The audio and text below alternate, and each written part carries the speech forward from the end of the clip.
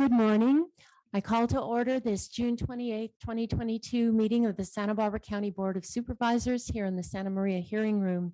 Madam Clerk, will you please call the roll? Supervisor Nelson. Here. Supervisor Lavanino. Here. Supervisor Williams. Here. Supervisor Hart and Chair Hartman. Here. Let the record reflect that Supervisor Hart is absent. Please stand and join me in the pledge. Ready? Begin. I pledge allegiance to the flag of the United States of America and to the republic for which it stands, one nation, under God, indivisible, with liberty and justice for all. And the next item of business are the minutes from June 14th and June 15th. The June 14th was our budget hearing and June 15th was a regular meeting. May I have a motion to approve the minutes? So moved. And a second? Second. And is there any further discussion? All in favor, say aye. Aye. Aye. Any opposed? Passes unanimously. CEO Miyasato, do you have a report today? I do have a report. Good morning, board members. A bit of good news recognizing some of our departments. The first is regarding general services, and they recently won the 21-22 Employer of the Year Award for companies with more than 20 employees for the International Right-of-Way Association. The General Services Real Property Services team was presented with the award, and it recognizes associate companies which actively support their employees in right-of-way issues. Each company demonstrates strong employee support and commitment. And the recognition comes after years of continued involvement with the chapter. Susan Freeborn, Real Property Agent 3, Alana Chumney, Real Property Agent, are also both involved, as well as Connie Smith. So congratulations to them. Also this morning, your board knows that Public Works had celebrated a substantial completion of the Laguna Sanitation District Recycled Water Distribution Project with a ribbon cutting at Waller Park. This is the county's first significant recycled water project, and it delivers recycled water over a 3.5-mile pipeline from the wastewater reclamation facility to a 1 million gallon tank at Waller Park. Connecting recycled water to the park will save water and money by reducing groundwater use from its wells. Laguna Sanitation processes 1.8 million gallons of wastewater daily for 35,000 residents in Santa Maria and Orcutt, including the new Northern Branch Jail. So congratulations to Public Works for this huge accomplishment. Lastly, I want to recognize the Community Services Department, and particularly the Office of Arts and Culture. The Office of Arts and Culture was recently recognized with the Arts State Partnership by receiving the highest possible ranking in a competitive grant process for county designated art agencies. The criteria for the grant process includes reach and depth of engagement across the entire county, programs and services that support cultural diversity and traditional arts from the entire county, and responsiveness to community needs, values, and priorities. And I've asked Mr. Chapchin to come up and say a few words about this recognition.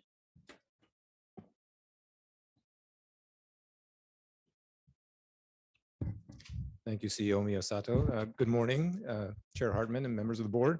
It's a pleasure for me to come up here and really brag about Sarah. You've all worked with Sarah. I have to tell you, as a department head, she is a star, among, we've got some stars in our department, but she is outstanding. She has, before DEI was even an issue, Sarah came to me and said, we do need to do some outreach in North County. We don't have enough art in North County. The ethnic communities out there, Guadalupe, and she went above and beyond her own time, weekends. She's not getting paid for this. And she's just excellent at what she does. It's a pleasure, real pleasure for me to work with such a professional as Sarah. And I think, hopefully she'll be around for a long, long time with the county. What else can I say? It's just, she's wonderful. So thank you for recognizing her.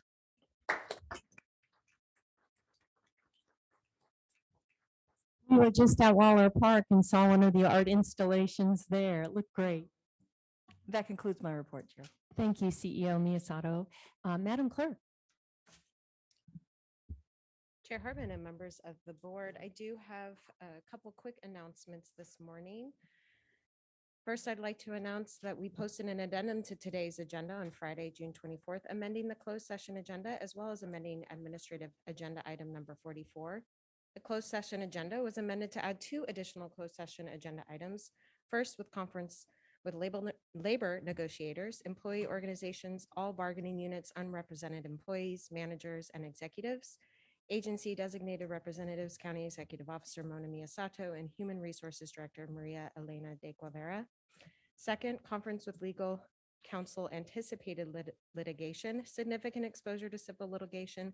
One case based on these facts and circumstances, Jean Broussard of AMG and Associates LLC alleges the county is in violation of Government Code Section 65913.4 and other state laws if the county does not grant its application for a 60-unit affordable housing project at 1331 East Foster Road, Santa Maria, 93455, APN 107-240-040 by July 4th, 2022.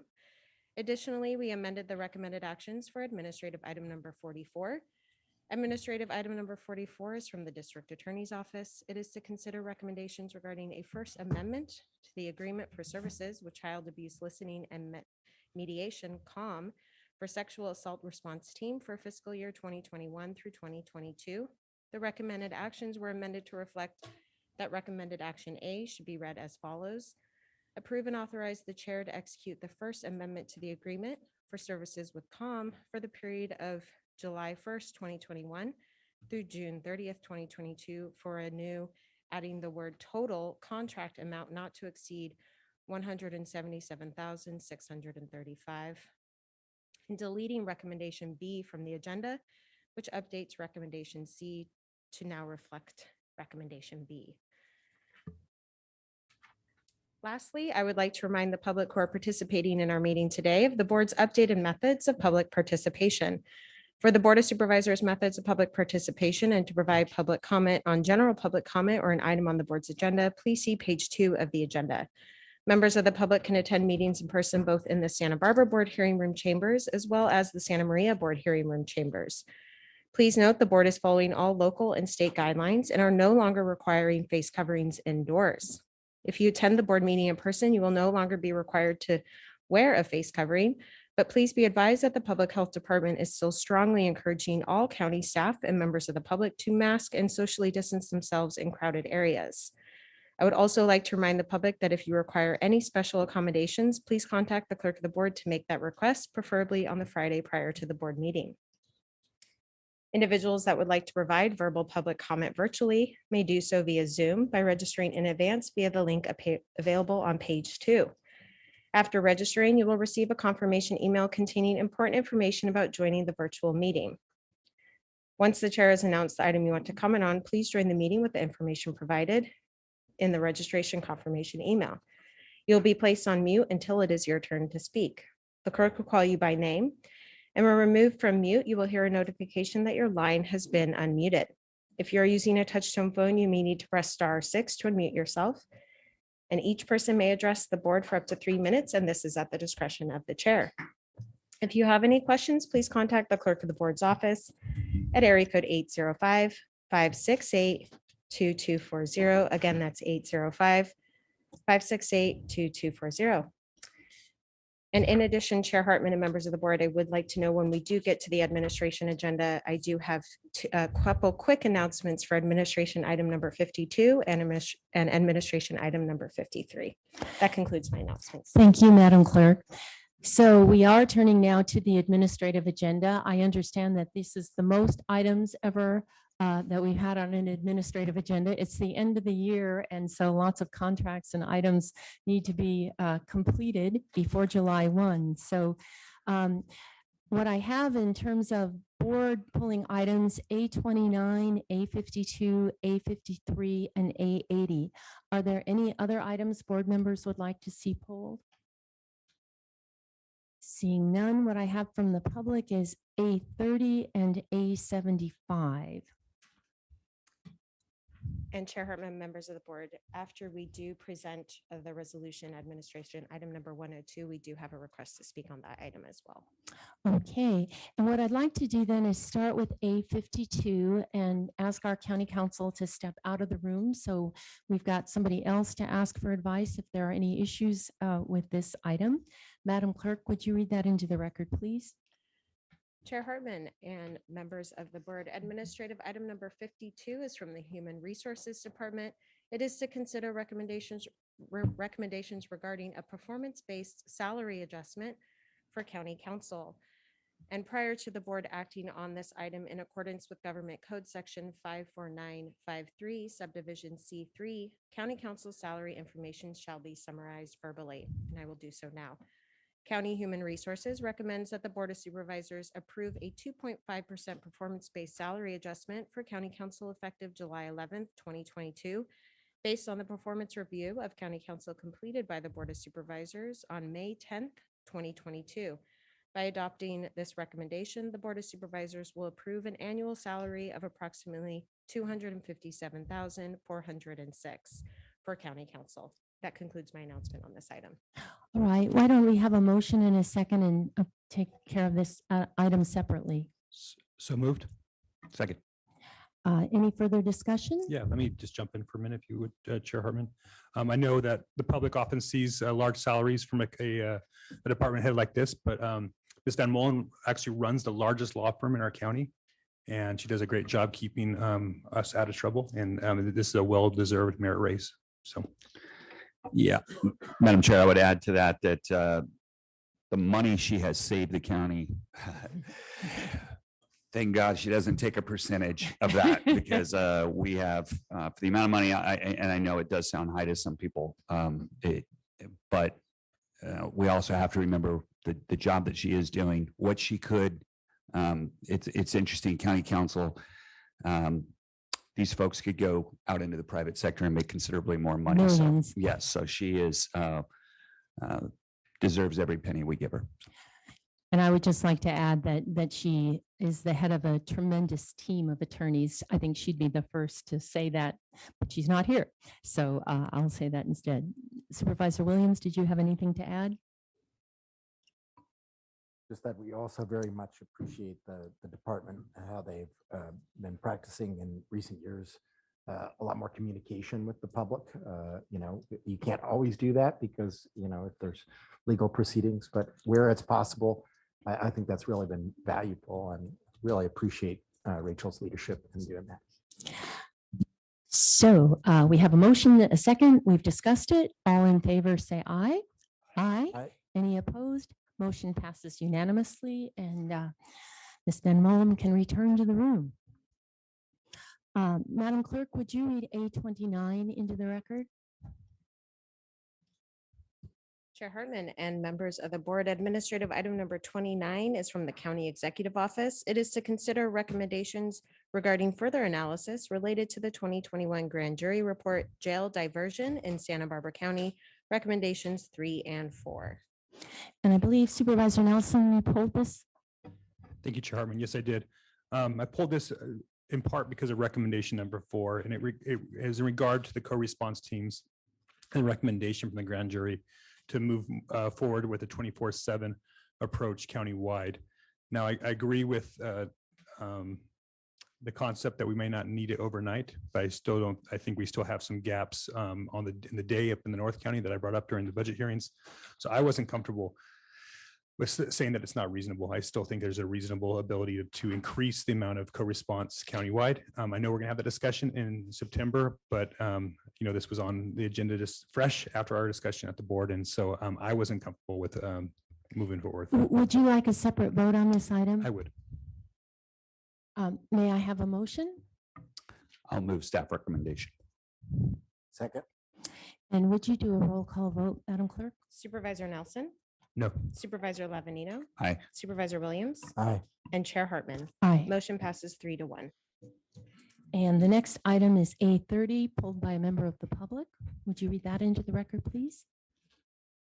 Chair Hartman and members of the board, administrative item number 30 is from the County Executive Office. It is to consider recommendations regarding an American Rescue Plan Act, ARPA subrecipient agreement with the Food Bank of Santa Barbara County, also known as Food Bank. And we do have one request to speak from the public on this item, and that is Eric Talkin on Zoom. And we will go to Eric now In Santa Barbara.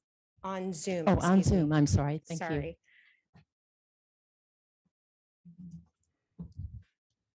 Hello. Hi, Eric, we can hear you. Hi, yes. I did not have a request to speak. I merely had to register so that I could be here to answer any questions that might come up. But thank you very much to the county from the community for this award. Well, thank you, and thank you for the great work your organization does for our community. That brings us then to item A53.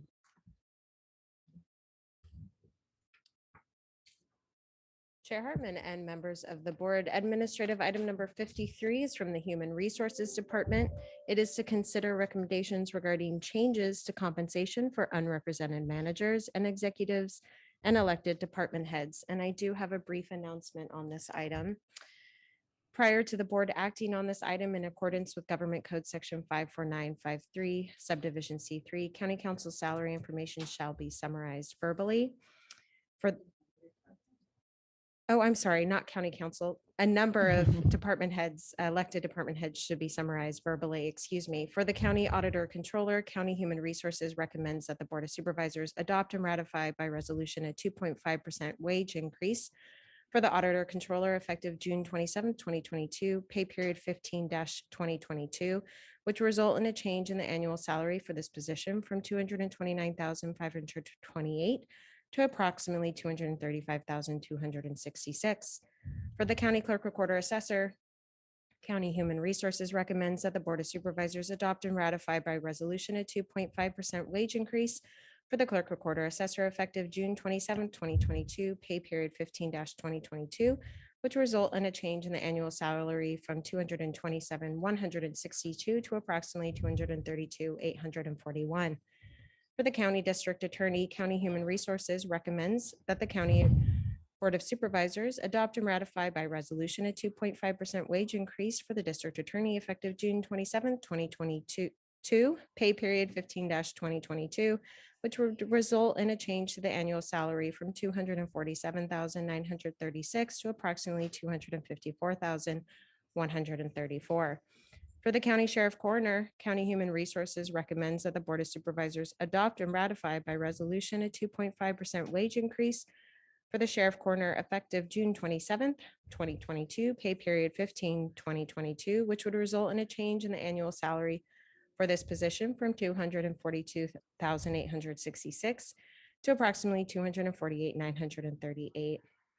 And last, but certainly not least, for the county treasurer tax collector, County Human Resources recommends that the Board of Supervisors adopt and ratify by resolution a 2.5% wage increase for the treasurer tax collector effective June 27th, 2022, pay period 15-2022, which would result in a change in the annual salary from $227,162 to approximately $232,841. That concludes my announcement on this item. Thank you, Madam Clerk. CEO Miyasato, I pulled this item. There's a request just to have this read into the record. And if I understand correctly, this is a cost of living. Chair Hartman and board members, yes, HR is recommending some changes to the management comp plan for the undersheriff and also some other changes that weren't made in December. And it also includes a 2.5% COLA increase for our elected department heads because they were taken out of the management comp plan. So this would give them the COLA. I think that we have heard requests from some of our elected department heads. They would rather the board pull the item and not take action today because they want to have further discussion with HR about salary increases that are more aligned to our appointed department heads, which was about 5% this past year. And Mr. Pisano, do you have anything to add to that?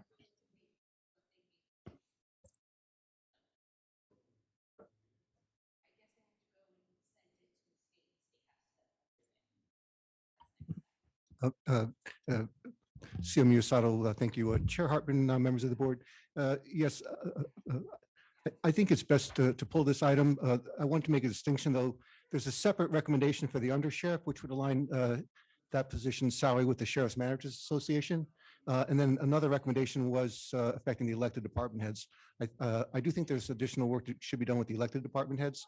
By way of brief background, County HR recognizes that the elected department heads, like their appointed department head counterparts, manage complex operations, and we think they should be compensated appropriately. When the December changes to the management compensation and salary plan took effect for appointed department heads, it included a 2.5% general wage increase, sometimes referred to as a COLA, and a 2.5% EPR, successful EPR-based increase for performance. So the recommended action on today's agenda would address the general wage increase, but there's nothing equivalent to what the appointers are getting as a merit increase. So Human Resources could look further at that and consider what that might look like, and then return to the board at another time with that item. But we would like to go forward with the change to the management compensation salary plan to align the undersheriff with the sheriff's managers. And I'd be happy to answer any questions. So you're recommending just the undersheriff be approved today, or the COLA for all? Just the undersheriffs. Again, there's two separate recommendations. So if we could, again, there are two resolutions that govern compensation. So for all managers included in appointed department heads, there's a management compensation and salary plan that was amended in December. One thing that was not included in the December amendment was to align the undersheriff with the sheriff's manager's compensation. And then separately, there's a different resolution that governs wage increases for elected department heads. Although there is a recommendation before the board today, that's the item that Human Resources thinks, that I think should be pulled for further consideration. So Supervisor, for clarification, on your board letter, the recommended action A is that Mr. Pisano is requesting be adopted today or voted on, and C, the CEQA, but not B. Is that correct, Mr. Pisano? That is correct. And then do we have to continue B? I would not continue it because it may come back in a different form. And so I would sounds like Human Resources is withdrawing recommended item B and return to the board. Okay, may I have a motion to Well, I that? have a question about that. Sure, yeah. Thank you. So I'm curious why, but if we did that, then they wouldn't get the COLA at this point at all? That is correct. We would come back to the board with, I guess, a potentially more comprehensive recommendation for both a cost of living or general wage increase, as well as perhaps some other component of pay that would be equitable with the merit increase that's based on successful EPRs for the department heads that are appointed. I'm curious though that, I mean, if I was the employee, I'd be like, I'll take my COLA now and let's continue negotiating my EPR. Why wouldn't we be able to go ahead and grant the 2.5% now? And then I think it sounds like HR is in agreement as well as you are, that this is something we need to discuss, and we could then kind of put that on the back table, and move that forward. Supervisor Lavender, through the chair, the initial recommendation was exactly along those lines. We thought, well, since the compensation for a general wage increase for elected department heads was tied to a wage pool that doesn't exist anymore because it was eliminated in December, we should take that forward now. But no thought was really given to a more, overall comprehensive component. So there's some thought that we should not do this piecemeal and should come back with one, recommendation that the board can consider in its totality. Okay. Well, who was it? Wimpy that said, I'd rather pay you Thursday for a hamburger today, but if it was me, I'd rather have my money now, but okay. CEO Miyasato, did you have So something more to Supervisor, I add? think we're trying to honor the request of at least 3 of the elected officials who contacted me yesterday. And they understand that they would not be getting a CPI adjustment at this time. And they requested that it come back in a more quote unquote comprehensive package to the board. Okay. Well, in that case, I'll make the motion that we move A and C, and I guess that's all we need to say. Yeah. And may I have a second? Second. All in favor, say aye. Aye. Any opposed? Motion passes. Madam Clerk, number 75, A75. Chair Hartman and members of the board, administrative item number 75 is from the Public Works Department. It is to consider recommendations regarding parcel map number 14,844 Williams 19 TPM5 and public utility easement dedications per said map. And this is in the 1st district. And we do have one request from the public on this item. And we are going to Zoom with Alec Perez. Alec? Hello, Madam Chair Hartman and members of the board. Alec Perez here with SEPS. Apologies if I incorrectly registered. I'm actually representing the applicant and monitoring this hearing to make sure your board approves this item and wanted to be present in the event that any questions came up. So again, apologies there. I have no comment. Well, thank you very much for letting us know you're here. So I don't think I don't see any lights. I don't believe any board members have any questions about this item, so it'll be included with the balance of the agenda. Madam Clerk, administrative item number 80. Chair Hartman and members of the board, administrative item number 80 is from the Public Works Department. It is to consider recommendations regarding an edible food recovery memorandum of understanding MOU with the cities of Buellton, Carpinteria, Goleta, Lompoc, Santa Barbara, and Solvang. And I'm Supervisor Nelson. Thank you, Chair Hartman. I just had a couple questions for staff.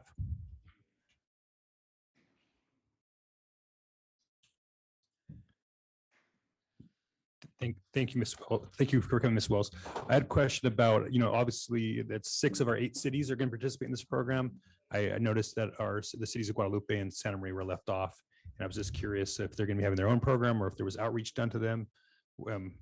What's the rationale there? Sure. So Supervisor Nelson, through the chair, we have a task force that meets quarterly and it has representatives from all jurisdictions, including Vandenberg. And we talk about trash and we talk about all good things waste related. So when SB 1383 came on our radar, food recovery is one of the components.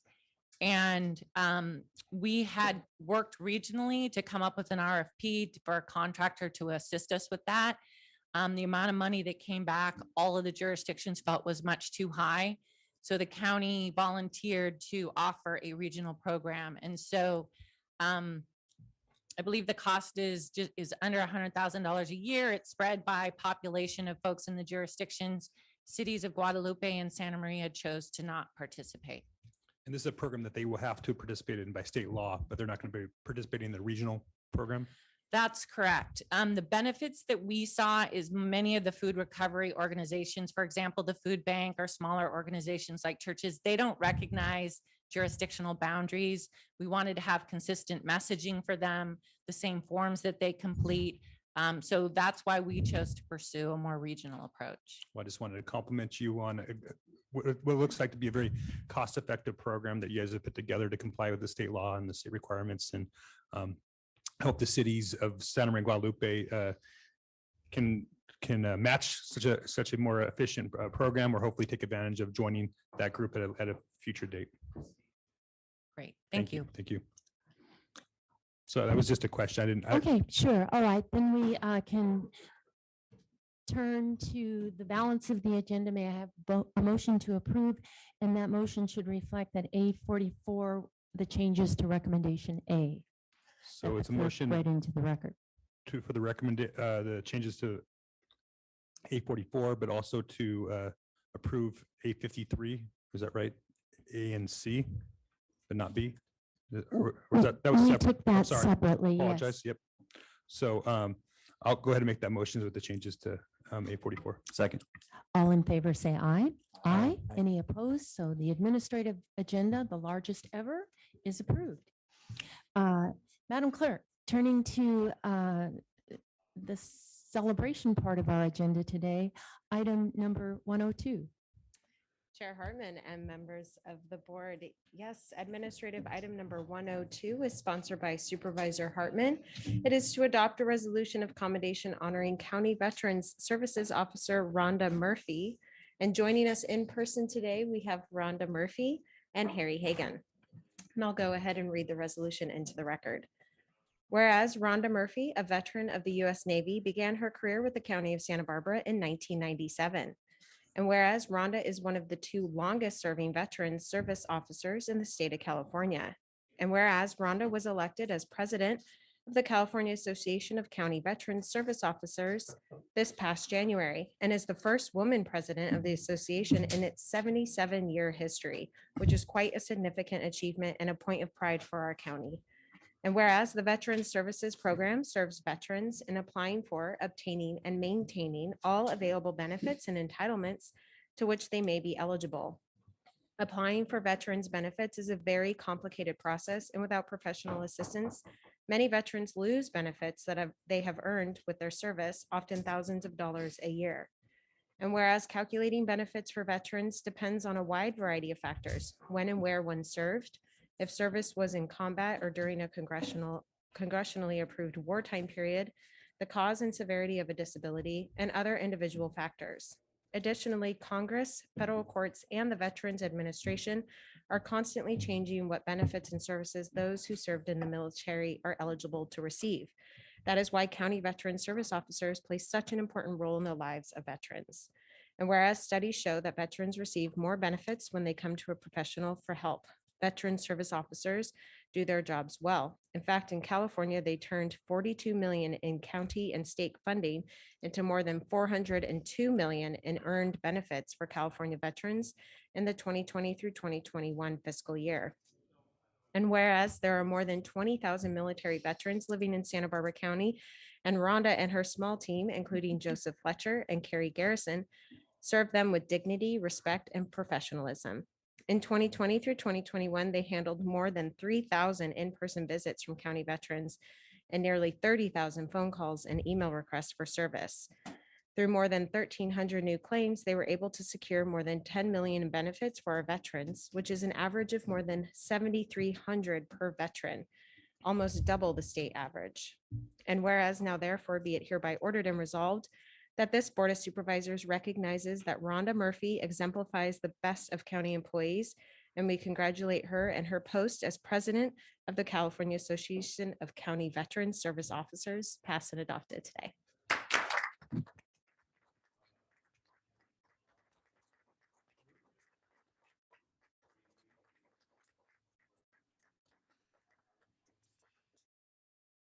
Mr. Hagan.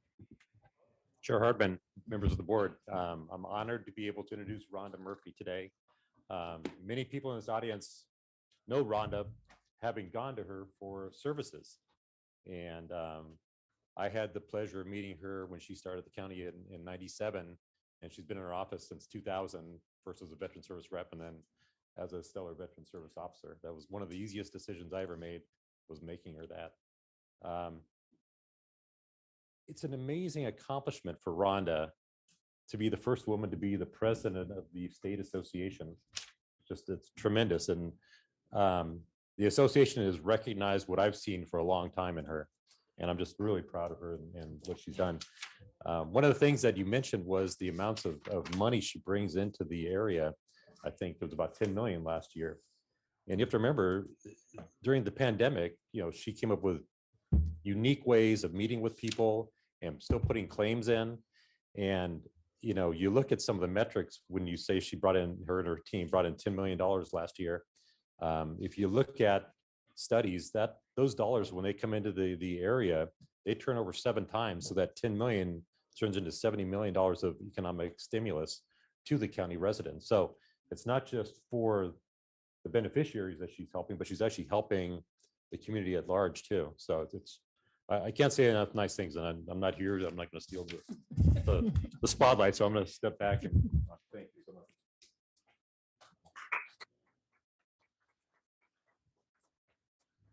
Thank you, Madam Chair and Board of Supervisors. I wanted to thank you for the opportunity to keep continuing to support the veterans of this community. I also want to thank Harry for his support for our offices. And I want to thank for the new 2 people that are going to come and help me next year. That'll just be able to bring more benefits to the veterans in this community.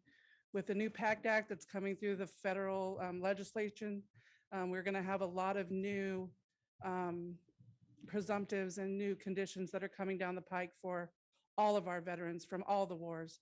So that's going to bring a continued increase of people coming through our offices, and we will continue to serve them the best we can. Thank you so much. Thank you.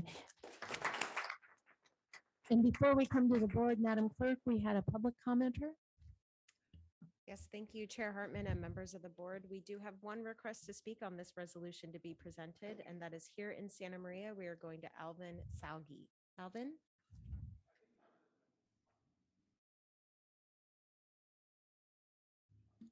Good morning. Good morning, supervisors. We, the Santa Barbara County Veterans Advisory Commission, thank the Board of Supervisors for honoring Veteran Service Officer Rhonda Murphy with this much-deserved resolution.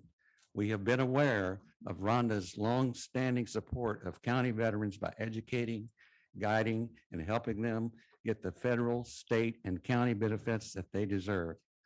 Rhonda, in her tireless efforts to assist veterans, has inspired us to successfully get her additional veteran service representatives to expand her veterans outreach.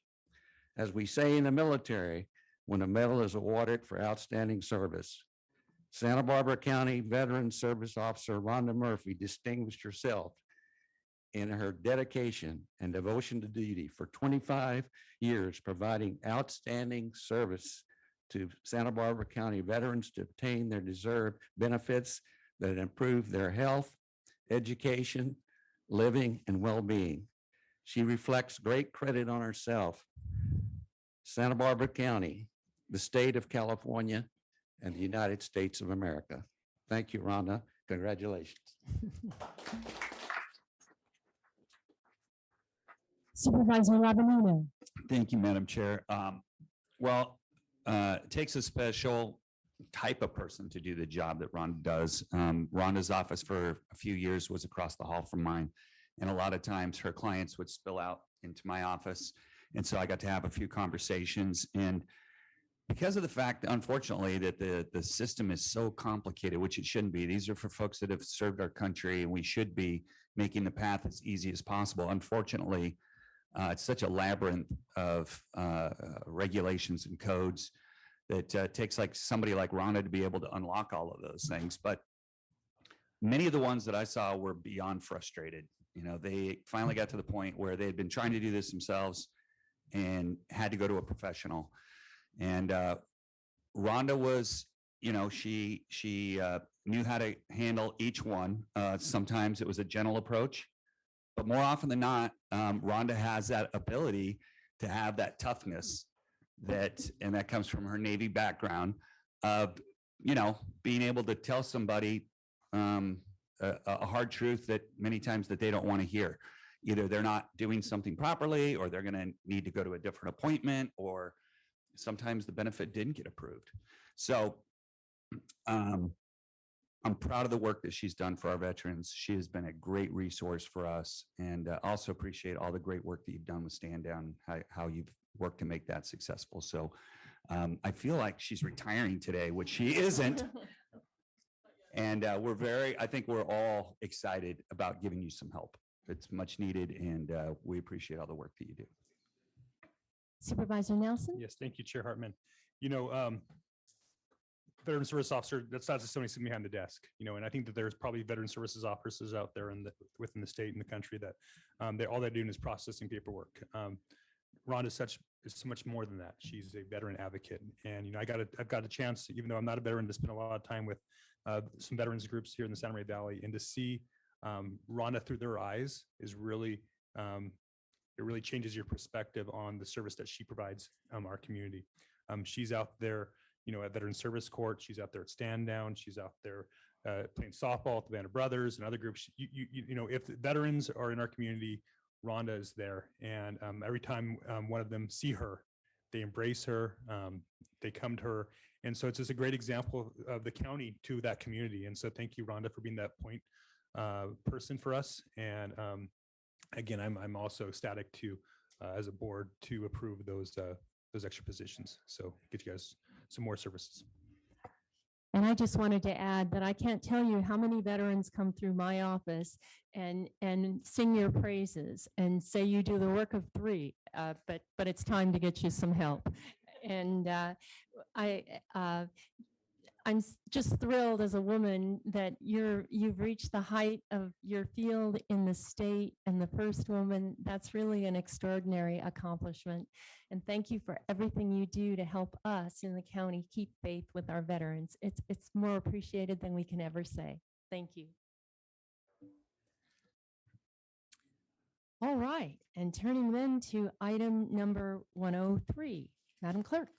Chair Hartman and members of the board, Administrative item number 103 is sponsored by Supervisor Hartman. It is to adopt a resolution of commendation honoring Shannon Barcelona of the Public Works Department as the June 2022 Employee of the Month for Santa Barbara County. And joining us in person today, we have Shannon Barcelona and Scott McAlpin, our Public Works Department Director. And I will go ahead and read the resolution into the record. Whereas Shannon Barcelona is a dedicated and meticulous safety, risk, and disability manager in the Santa Barbara County Public Works Department. She is committed to staff safety at all times and is the departmental expert on family and medical leave. And whereas Shannon has been on the front lines of the COVID-19 pandemic emergency since day one and was instrumental in putting virus protocols in place for the Public Works team. She is constantly reviewing the ever-changing guidelines issued by the CDC, OSHA, and the local and state public health departments to ensure our department is in constant compliance and safe from this virus. Her efforts allowed Public Works to continue providing essential public services to all of the communities we serve. And whereas Shannon uses her intellect and her critical eye to identify potentially unsafe situations and correct them, so that our staff are working in the safest environment possible. She uses open communication, is a dependable team player, and provides mutual respect to all that she works with. She is loyal and committed to her work and is always willing to go above and beyond the call of duty at all times. And whereas Shannon demonstrates the Public Works leadership commitments of communication, seek opportunities for all employees to understand their importance to the organization, development, empower decision-making through the organization, and culture, model the way by bringing enthusiasm, energy, and passion every day. And whereas Shannon is strongly committed to her family and spends much of her non-working hours with her husband, children, parents, and her dogs. She is also dedicated to helping family and friends whenever a need arises. Now, therefore, be it hereby ordered and resolved that this Board of Supervisors recognizes Shannon Barcelona as the Employee of the Month for June 2022.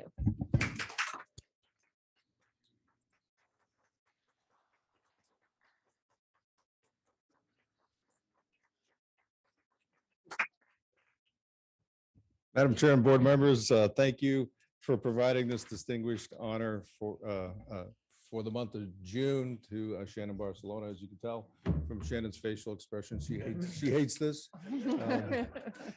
She's an invaluable asset to our Public Works team. She's extremely knowledgeable in her job duties as our department safety officer and our lead manager. She's wonderful.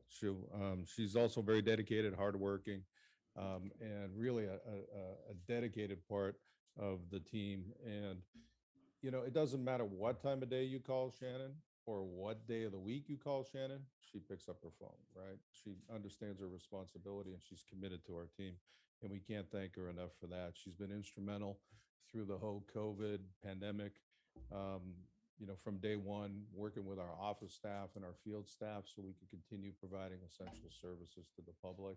And, you know, I'm proud to say because of the work that she did, we never had a workplace transmission of COVID in our department, and over 70% of our people came to work every day to fill potholes, to collect trash, to clean flood control basins, to do the work that people expect from Public Works. And as the resolution mentioned, she was constantly scouring CDC guidelines, OSHA guidelines, local and state public health guidelines, just to make sure that, you know, we had the best information available. We didn't like a lot of the information, but we lived by it and she kept us safe throughout. So her outstanding leadership and customer service during the pandemic was just phenomenal. So we have an Employee of the Quarter program, and she was, what was it, the Employee of all quarters, COVID quarters for Public Works, which was, I think, was it like 6 quarters, something like that? So she's amazing. And the one thing I really appreciate about Shannon is her wise counsel on just about every item in Public Works, even when I don't ask for it. So I can't thank her enough for that and her tireless efforts. So she's awesome. We just love her. So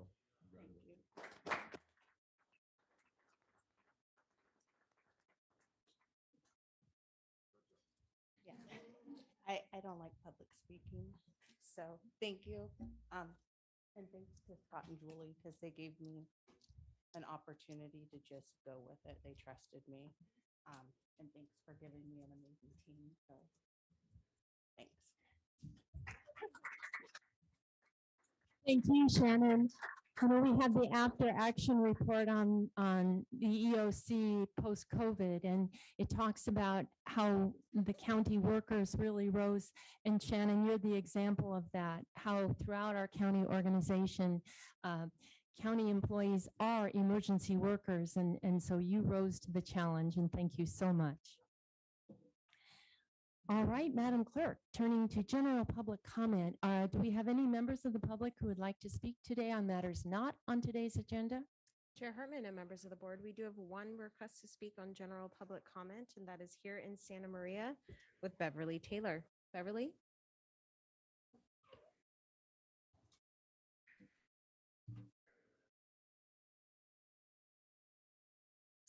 Good morning, Chair Hartman, members of the board. And first I want to apologize, Chair Hartman, I think in my memo that I sent on June 24th, I listed Doss Williams as the chair, and I apologize. I don't know how I We made that shift every mistake. year. It's hard to keep track. Well, good morning, Chair Hartman, members of the board. My name is Beverly Taylor, and I'm here this morning to request that you as a body or as individual members would oppose California Assembly Bill 2223. Assembly Bill 2223 would add a new code to the Health and Safety Code, which reads, notwithstanding any other law, a person shall not be subject to civil or criminal liability or penalty or otherwise deprived of their rights under this article based on their actions or omissions with respect to their pregnancy or actual, potential, or alleged pregnancy outcomes, including miscarriage, stillbirth, or abortion, or perinatal death due to causes that occurred in utero. This bill also deletes the requirement for a coroner to inquire into the circumstances of all deaths related to known or suspected self-induced or criminal abortion. Strong opposition has been made against the use of the language perinatal death, as it includes death of infants up to 28 days after birth, with no inquiry related to the infant's death based on this new proposed bill. Amendments made have failed to correct the threat this bill poses to children born in California, and it also undermines existing laws that value and protect life. The legal analysis by the Chief Counsel for the Committee on Judiciary addressed some of these concerns early on, stating, the perinatal death language included in the original bill could lead to an unintended and undesirable conclusion that the bill could be interpreted to immunize a pregnant person from all criminal penalties for all pregnancy outcomes, including the death of a newborn for any reason during the perinatal period after birth, including a death which is not attributed to pregnancy complications. And that's the end of his analysis. So without an amendment to delete perinatal language altogether, which doesn't appear to be the direction, this current bill with this language could effectively legalize infanticide for up to 28 days after the baby is born for any reason. So I urge you to oppose this bill, either as a group or individual. I don't believe we need it. The law is clear in California that ending or losing pregnancy is not a crime. We currently have laws that protect the pregnant individual. What I'm asking is that we protect the child. I want to thank you for your time. Thank you. And that concludes general public comment. Turning to departmental item number 1, Madam Clerk. Chair Hartman and members of the board, departmental item number 1 is from the Public Health Department. It is a hearing to consider recommendations regarding a water well permitting fee resolution related to the drought emergency and governor's executive order.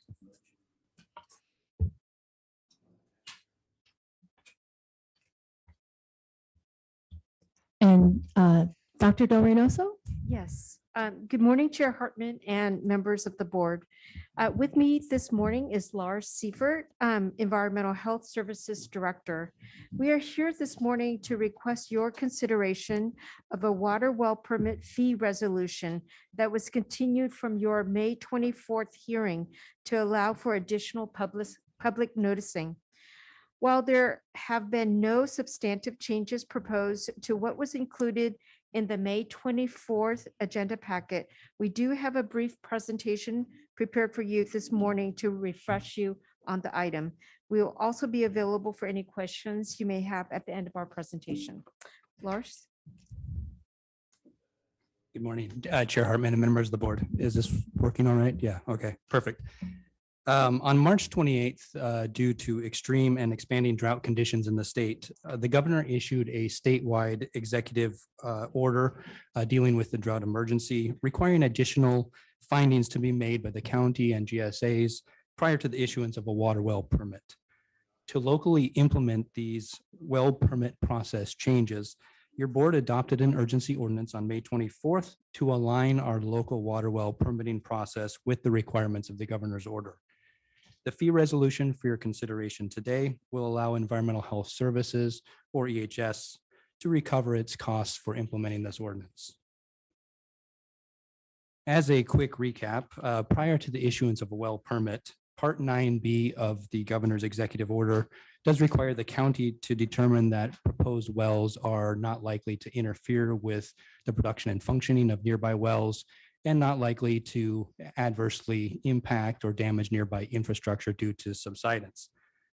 Since adoption of the urgency ordinance on May 24th, we have been successfully able to make these findings, and we've issued 13 water well permits to date without further review or delay. 2 were domestic wells, 9 were new irrigation wells that were at least 1,000 feet from nearby wells, and 2 were permitted as replacement wells. There are 4 additional permit applications that are pending GSA consultation and written verifications at this time. That would be subject to the Part 9A prior to us approving the well permits. In accordance with current processes, EHS has considered the application and applicability of CEQA for each of its well permitting decisions, including whether a ministerial exemption or other CEQA categorical exemption may apply or be applicable to that permitting decision. In preparation of the urgency ordinance, Environmental Health Services also evaluated its board-approved fees to ensure full cost recovery would be maintained. No changes are proposed to the hourly rate or water well construction fee as previously approved by your board on April 2nd, 2019. For projects that do take additional time to review data submitted by a qualified professional, such as a hydrogeologist or professional geologist, EHS is proposing to assess its current hourly rate of $161 an hour if the review time exceeds 2 hours. This hourly fee may also be assessed to an applicant for technical review of the data relied upon by a GSA in making its written determination within high priority basins, as directed by your board at the May 24th hearing. A pass-through CEQA filing fee of $50 will also be requested where applicable, so that it can be collected as a single application payment upfront as a customer convenience. The proposed changes to our well permitting fees were presented as part of the outreach efforts that we conducted to interested stakeholders in May of 2022. And we also included this information in your board presentation on May 24th as well. Today, we are requesting the board adopt a resolution amending fees for environmental health services related to water well permitting and determine that the approval of the fee resolution is exempt from CEQA and direct staff to file a notice of exemption on that basis.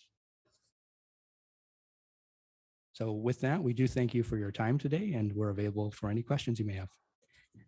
Supervisor Nelson. Yes, thank you, Chair Hartman. So this resolution, this new fee ordinance, would this also expire at the end of the emergency, just like the or with the end of the governor's executive order as well? Supervisor Nelson, through the chair, the fee resolution would not expire with the rescission of the governor's executive order. However, we believe that because there would be no additional technical review required, that these fees would essentially be non-applicable in those cases. Okay. However, with your direction, we could return to the board and change that fee resolution at that time if we felt it was necessary. Would there be any other circumstance where it would go above the set fee that we have for water well permits, post executive order? At this time, Supervisor Nelson, we don't anticipate that that scenario would occur. We've not currently utilized that fee with any of our water well construction permits prior to this governor's executive order. So we would anticipate that that would remain the same after. Okay, and something that came up during the discussion we had when this ordinance first came before the board was that someone that's going to hire a consultant to do a water well, they would be well served by having a lot of this work done in advance before they hand over to environmental health, so they won't require the extra hours. Am I understanding that correctly? Yes, Supervisor Nelson, we always encourage an applicant to, work with their consultant and do a lot of that work if necessary or applicable in that water well permit situation prior to filing the application so that it reduces the review time on our part. Okay. Right, I think I'm okay right now. Madam Clerk, do we have a public comment on this item? Chair Hartman and members of the board, yes, we have one request to speak on this item, and we are going to Zoom with Andy Caldwell. Andy? Madam Chair, members of the board, Andy Caldwell representing CoLab. I just sent all of you a screenshot from the webpage of the Natural Resources Agency of the state of California.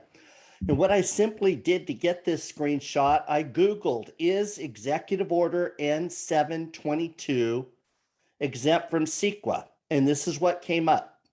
On March 28, 2022, the governor issued Executive Order N722 to bolster regional water conservation efforts. The executive order suspends Public Resource Code Division 13, commencing with Section 21,000, also known as the California Environmental Quality Act, or CEQA, and regulations adopted pursuant to that division under specified circumstances. Specifically, projects may operate under that suspension where the secretary determines the proposed activities are eligible to be conducted under the suspension. And so we'd like clarification. As far as we know, I've looked at several different jurisdictions and none of them are referencing or triggering CEQA. And we felt like county council, the last time you heard this, was very adamant that the groundwater groups, the Sigma groundwater groups, are the authority in this. And if they determine that these wells will not impact others, that it's a ministerial permit for the county. I don't think they could have been more clear on that. So I'm not a lawyer, so maybe I'm not reading this right, but all I know is I've looked at several other jurisdictions. There's no reference to CEQA, and they've actually, some of them have specifically said this project is exempt from CEQA. And so I would love to have a clarification on behalf of our members. Again, we're not opposed to the fee per se, but we do want to know why there's a CEQA fee. And secondly, why the original staff report said there would be CEQA review. As you know, that opens up a Pandora's box up to and including an EIR. So if you would respond to our members, we would greatly appreciate it. Thank you. Thank you, Mr. Caldwell. And that concludes public comment on this item. Okay, well, Mr. Seifert, would you care to comment, or should we ask County Council about the CEQA status?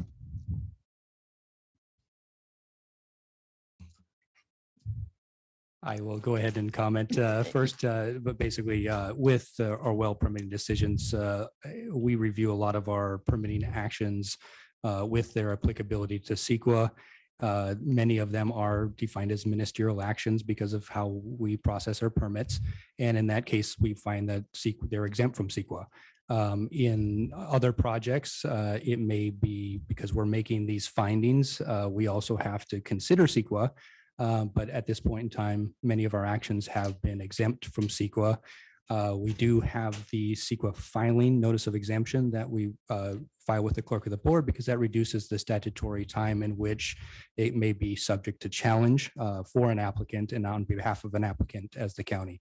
That reduces the challenge time from basically 180 days to 35 days. So that does protect both the county in its action and as well as the applicant as well. So.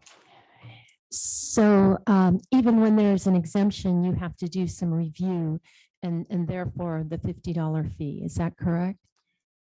The $50 fee, Chair Hartman, is the filing fee for that to be recorded by the clerk of the board. And so we would where applicable, collect this fee from an applicant upfront so that we could do that timely filing with the clerk of the board. It would be a pass-through fee. Okay, are there any other questions? May I have a motion? A and B in our staff report. So moved. Second. All in favor, say aye. Aye. Any opposed? Motion passes unanimously. Madam Clerk, departmental item number 2. Chair Hartman and members of the board, departmental item number 2 is from the Planning and Development Department. It is a hearing to consider recommendations regarding a proposed amendment, case number 22 ORD2, to the Planning and Development Fee Ordinance for Commercial Telecommunication Facilities, Tier 2A, Small Cell Wireless Facilities. Mr. Wilson. Good morning, Chair, members of the board. I'll be presenting or giving a summary today. And I just want to recognize we do have 2 staff members available on Zoom, Supervising Planner Joe Dargle and Senior Planner Ray Harmon. As a brief recap of the item today, the department is seeking the board's approval to amend our fee ordinance to reduce the fixed fee that was established in 2020 at $3,000 for Tier 2A or the small wireless facilities projects to $1,750. Just as a recap, in 2018, the Federal Communications Commission issued a declaratory order that put limitations on permitting and fees on certain telecommunication facilities. In 2019, the board adopted ordinances to align our permits with the declaratory order. And then in 2020, the board had amended our fee ordinance to establish a cap of $3,000. To continue to align our fee structure with this declaratory order, as I stated earlier, we're seeking to amend our fee ordinance to $1,000 I was doing so good. $1,750. You're doing great. Don't worry. I'm out of practice. A little dusty. So just as a summary, then the department is currently reviewing our permitting process. We're looking at other jurisdictions as far as what they're doing. There's other options of how we can further align our permitting structure. And we're anticipating bringing an item second quarter of next year, hopefully, to continue to streamline our permitting process. And at that time, if we need to adjust our fees, we will do that as well. So the action today is just to amend the fee ordinance to $1,750. Any questions? I do have a question. Does that cover our costs or we're simply doing it because it's required by the court? Madam Chair, members of the board, there will be a shortfall. It will not totally cover our costs. And so the cap will reduce it, and a portion of that will go to the planning services and a portion will go to building and safety. And can you estimate about how much on each one we're basically subsidizing?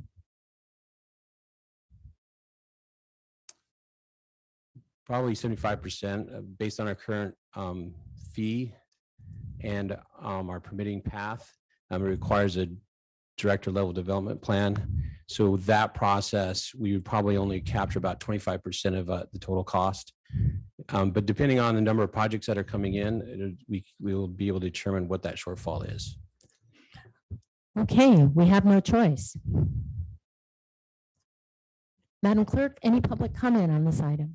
Chair Hartman and members of the board, we have no requests to speak on this item. Okay, I need a motion for A through C. Chair Hartman, I you make have- that motion. Okay, thank you. All in favor, say aye. Aye. Any opposed? Passes unanimously. Madam Clerk, number 3. Chair Hartman and members of the board, departmental item number 3 is from the Public Works Department, Board of Directors, Flood Control and Water Conservation District. It is a hearing to consider recommendations regarding the Flood Control Benefit Assessment Program for fiscal year 2022 through 2023.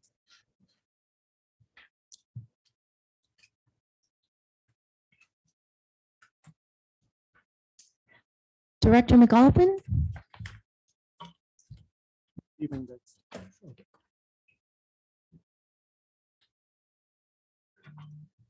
Okay, good morning, Chair Hartman, fellow members of the board. I'm Walter Bukava with the Water Resources Division.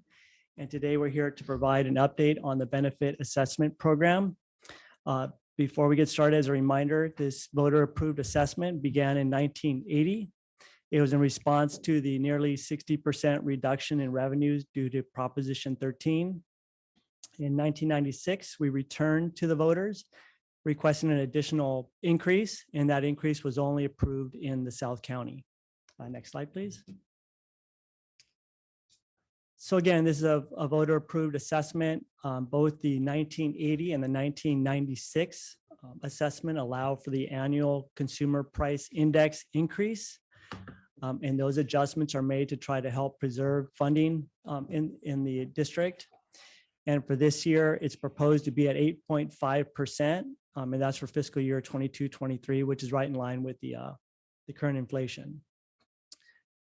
So this table here, although it's a little hard to read, this shows the proposed rates for fiscal year 22-23.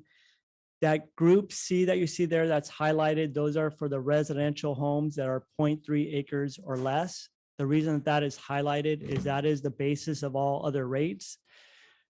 So all the other categories or groups, they are either factored up or down based on land type and the acreage of the property. So what does that 8.5% amount to? Although it's hard to see down at the Santa Maria area, that's an amount shown as 1643. That is an increase of $1.29 per year for the residents of Santa Maria. And if you drop down to the South Coast, that 2886, I believe that is, that's an increase of $2.26 per year. Next slide, please. So the request today is that the board approve action items A through D. If they are approved, we'll return to your board on July 12th for the second reading and the final adoption. And with that, that concludes our presentation and available for any questions. Any questions? Supervisor Williams? Well, I just want to make sure that I ask for the benefit of the public how these are determined. And from my understanding, they do not represent the level of need, meaning the level of need is much higher than this. And so, you know, that underscores the kind of the question, how does your department tend to grapple with that? Yeah, so Supervisor Williams, through the chair, the benefit assessment program was designed to capture about 80% of the lost revenues. Again, Proposition 13 was about 60% reduction, and the benefit assessment is designed to capture about 80%. We do apply for federal, state grants to try and supplement those funds. And over the last few years, especially since the Thomas fire, we've been very successful in doing that. And we're constantly talking about controlling measures. That's how we make up that 20% difference. And so essentially your strategy is to use this to leverage other sources of funding to be able to complete the projects to increase public safety. Supervisor Williams, through the chair, that is correct. I'll support the staff recommendation. Do we have any public comment on this? Chair Hartman and members of the board, we have no requests to speak on this item. Okay, Supervisor Williams, you making the motion A through D? I will make the motion A through D. And I'll second, but I do have a couple comments about the benefit assessment. Sure. Okay, a motion second and discussion. Thank you. Thank you, Chair Hartman. You know, I just, you know, the 8.5% sounds like a big number to people, especially when we're seeing other costs go up. You know, we're seeing our trash go up. We're seeing, you know, food go up, fuel go up. And I know that a lot of my constituents are fixed incomes. A lot of my colleagues' constituents are fixed incomes are also just experiencing the pressures that are coming with inflationary causes.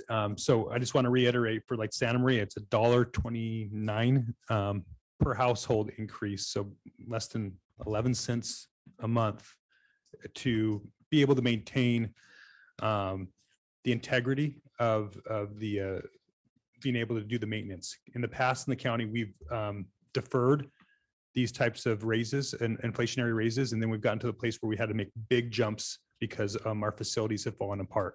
So this is really about maintaining and protecting the integrity of the investment that we've already made as a county. I know there was a couple other numbers that were pulled up on, large acreage properties. I think 500 acres of irrigated land was about $160 increase. So that's, again, it's a rather small number spread across a large amount of acres. I think non-irrigated was $16. So just for people out there that might be concerned with such a large increase, it really is a reasonable and modest increase by dollar figure. But when that's pulled together countywide, I think we're looking at $3.8 million. And again, that's to protect the investment that taxpayers have already made in our flood control system. So thank you, Mr. Rubalcaba, for your excellent presentation and thoughtfulness in this increase. And thank you for clarifying that for me. We have a motion and a second. All in favor, say aye. Aye. Any opposed? Passes unanimously. Madam Clerk, number 4. Chair Hartman and members of the board, departmental item number 4 is from the Public Works Department. It is a hearing to consider recommendations regarding solid waste tipping fees and parcel fees for fiscal year 2022 through 2023. Director McAlpin or Ms. Wells? Good morning, Chair Hartman, members of the board. I'm Leslie Wells, Deputy Director for the Resource Recovery and Waste Management Division of the Public Works Department. So today I'm providing a brief PowerPoint on proposed solid waste fees for fiscal year 22-23. So these rates are in 3 categories. The first category are facility tipping fees that we charge at county-owned and operated facilities. The second category are parcel fees that we charge in the New Cuyama Valley. And the third is the per ton processing rate that we pay to our contractor to operate the material recovery facility and anaerobic digester. So the first category, the facility tipping fees, sets the rates charged for different material types at our transfer stations, the resource center, and the Tahigas landfill. Probably the largest, where most of the material comes through our facilities, is what we would consider a franchise trash and recyclable tip fee. This will be increasing 3.5% from $164 to $170 per ton at all county facilities. This tip fee covers the cost to finance and operate the resource center, which allows our region to be in compliance with state waste related requirements. The increase is also in line with provisions that we have in our agreements with our partner cities. So all of our other tip fees, for example, for green waste, metal, construction debris, those tip fees are increasing by 3%. So the second category are the Cuyama Valley parcel fees. These are assessed annually on property tax. Probably the most predominant is a $77 per single family dwelling fee. The revenues from these fees support both our New Cuyama and Benecopa transfer stations, and staff is recommending no change to the current parcel fees. So lastly, the per ton processing rate, we have an agreement with the contractor MSB, and that requires us to increase the rate by CPI, as well as in this second year, there's an increase in the repair and maintenance budget, which resulted in an increase of $3.44.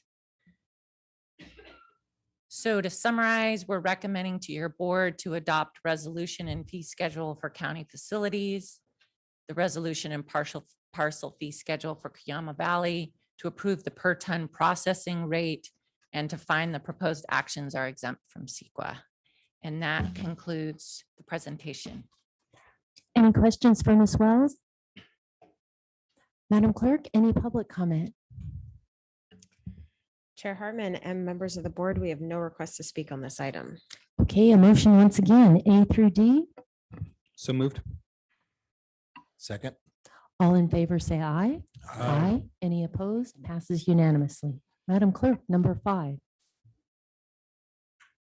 Chair Hartman and members of the board, departmental item number 5 is from the Santa Barbara County Employees Retirement System. It is a hearing to receive and file a report from the Santa Barbara County Employees Retirement System, also known as SBSERS. Mr. Levin, yes, thank you. Welcome. There we go. Thank you, Chair Hartman, members of the Board of Supervisors. My name is Greg Levin, and I'm the Chief Executive Officer of the Santa Barbara County Employees Retirement System. And I just want to start by thanking you for taking the time to hear this item today. I consider myself incredibly blessed and lucky that I'm one of the department directors that get to come up here every once in a while and just reflect with you and talk to you about how things are going on. I'm not asking for anything today, but we're really just doing some, I think, strategic planning, some discussion, and really kind of building on this partnership. And that's a really important thing. And I wanted to acknowledge that and thank you for the time that you're spending today, because I know it's a commodity and a precious thing that you guys have. So the next 3 slides are, I start every presentation that I do in the community, and when I'm talking to the members about the 3 things of, who we are, what we do, and how we do it. But rather than go through the next 3 slides, I thought if you'll indulge me, I'd share with you a little bit of an anecdote about something that happened recently that really, I think, expresses who we are and talks about the value of the benefit that you're providing your employees and our members and to our community, really. A couple months ago, maybe a month and a half ago, actually, I came into work, and every Monday morning we have a leadership team meeting. We get on a call Monday morning, and I have 2 of my leadership team members with me, Rebecca Valdez and Crystal. Rebecca runs the investment portfolio, and Crystal is our deputy general counsel and works with us on legal matters. And Crystal was, I think, breaking down what had happened last Friday at the leadership team meeting with Rebecca Bardaca. She's a member services director, and then we were talking about how we lost a member of our extended county family about a month and a half ago. This was a public works employee that had worked for the department for 27 years. He was as Scott mentioned earlier today, he was someone who spent his whole career filling potholes, fixing equipment, doing things like that, a real salt of the earth person that does actual work, not someone who sits at a desk like I do. And he had gone to the doctor a couple of days before, and he found out, he received a terminal diagnosis. And for those of you guys who have lost loved ones, you know that those moments are filled with a lot of anxiety about what's going to happen to the people that you leave behind. You people get to the point of acceptance about themselves really quickly, but then it turns to who's going to take care of the people that I love and make a difference in their lives. And, the answer to that question is when, like a lot of county employees, our team at SBSERS, when you come across a family in crisis, your operational tempo goes up, your timelines compress, and you step into action, and you do what you need to do to make right by that family. And so within a 2 to 3 day period, what we were able to do, what normally takes 2 months, and we were part of a team. It wasn't just SBSERS. This was county HR, public works staff. Actually, Miss Barcelona, who you guys honored today, was part of this. She's the safety officer. She had an employee in need that she wanted to take care of. She immediately got on the horn with my team, and she put the wheels in motion. And we were able to get this person through a process that normally takes 1 to 2 months and 2 days. And we were able to get their documents signed. We were able to get them retired before they passed away. Why that's important is that dramatically affects the benefit that the person that they leave behind gets. So back to that anxiety, about solving that anxiety and helping a family in crisis. That's what we're doing. That's what we do at SBSERS. And it was just a great thing. And I came into this conversation. I was not involved in any of this. All of this happened without me being involved. I didn't have to, tell the staff to man the battle stations and get this done. They just stepped in, they leaned in, and they did it. And they did it in partnership with Katie and HR and Shannon and Public Works. And, we were just also blessed that when the process works, it really works. And that's what happened. But it's also a reminder to me, and, I've started working for the county in 2002. I've been here a long time. And the people that I retired today are the people who taught me, how to be a county employee and the value of being a county employee. And so it's my opportunity now to return that favor and work with the next generation. just really important to me to explain to people when I talk about what we do at SB Service that that's what we do. That's really, we're going to talk a lot about finances and bottom line and numbers today and performance, but what we really do is we take care of people. And this is a benefit that we should really appreciate as county employees, and we should cherish, because it's a really important benefit when we all get older. And I think as we get closer to retirement and as things happen in our lives, as we lose loved ones, we can appreciate that we have this benefit. And it really is also because we're a community and we're a family, and it doesn't work unless all three departments are working together. So thank you for indulging me. I just want to, it's very important. It's why I love my job, and it's why I love working for the members. You guys are my members, and all of the county employees are my members. So just remember that when you learn about it and when you think about SB Service Place.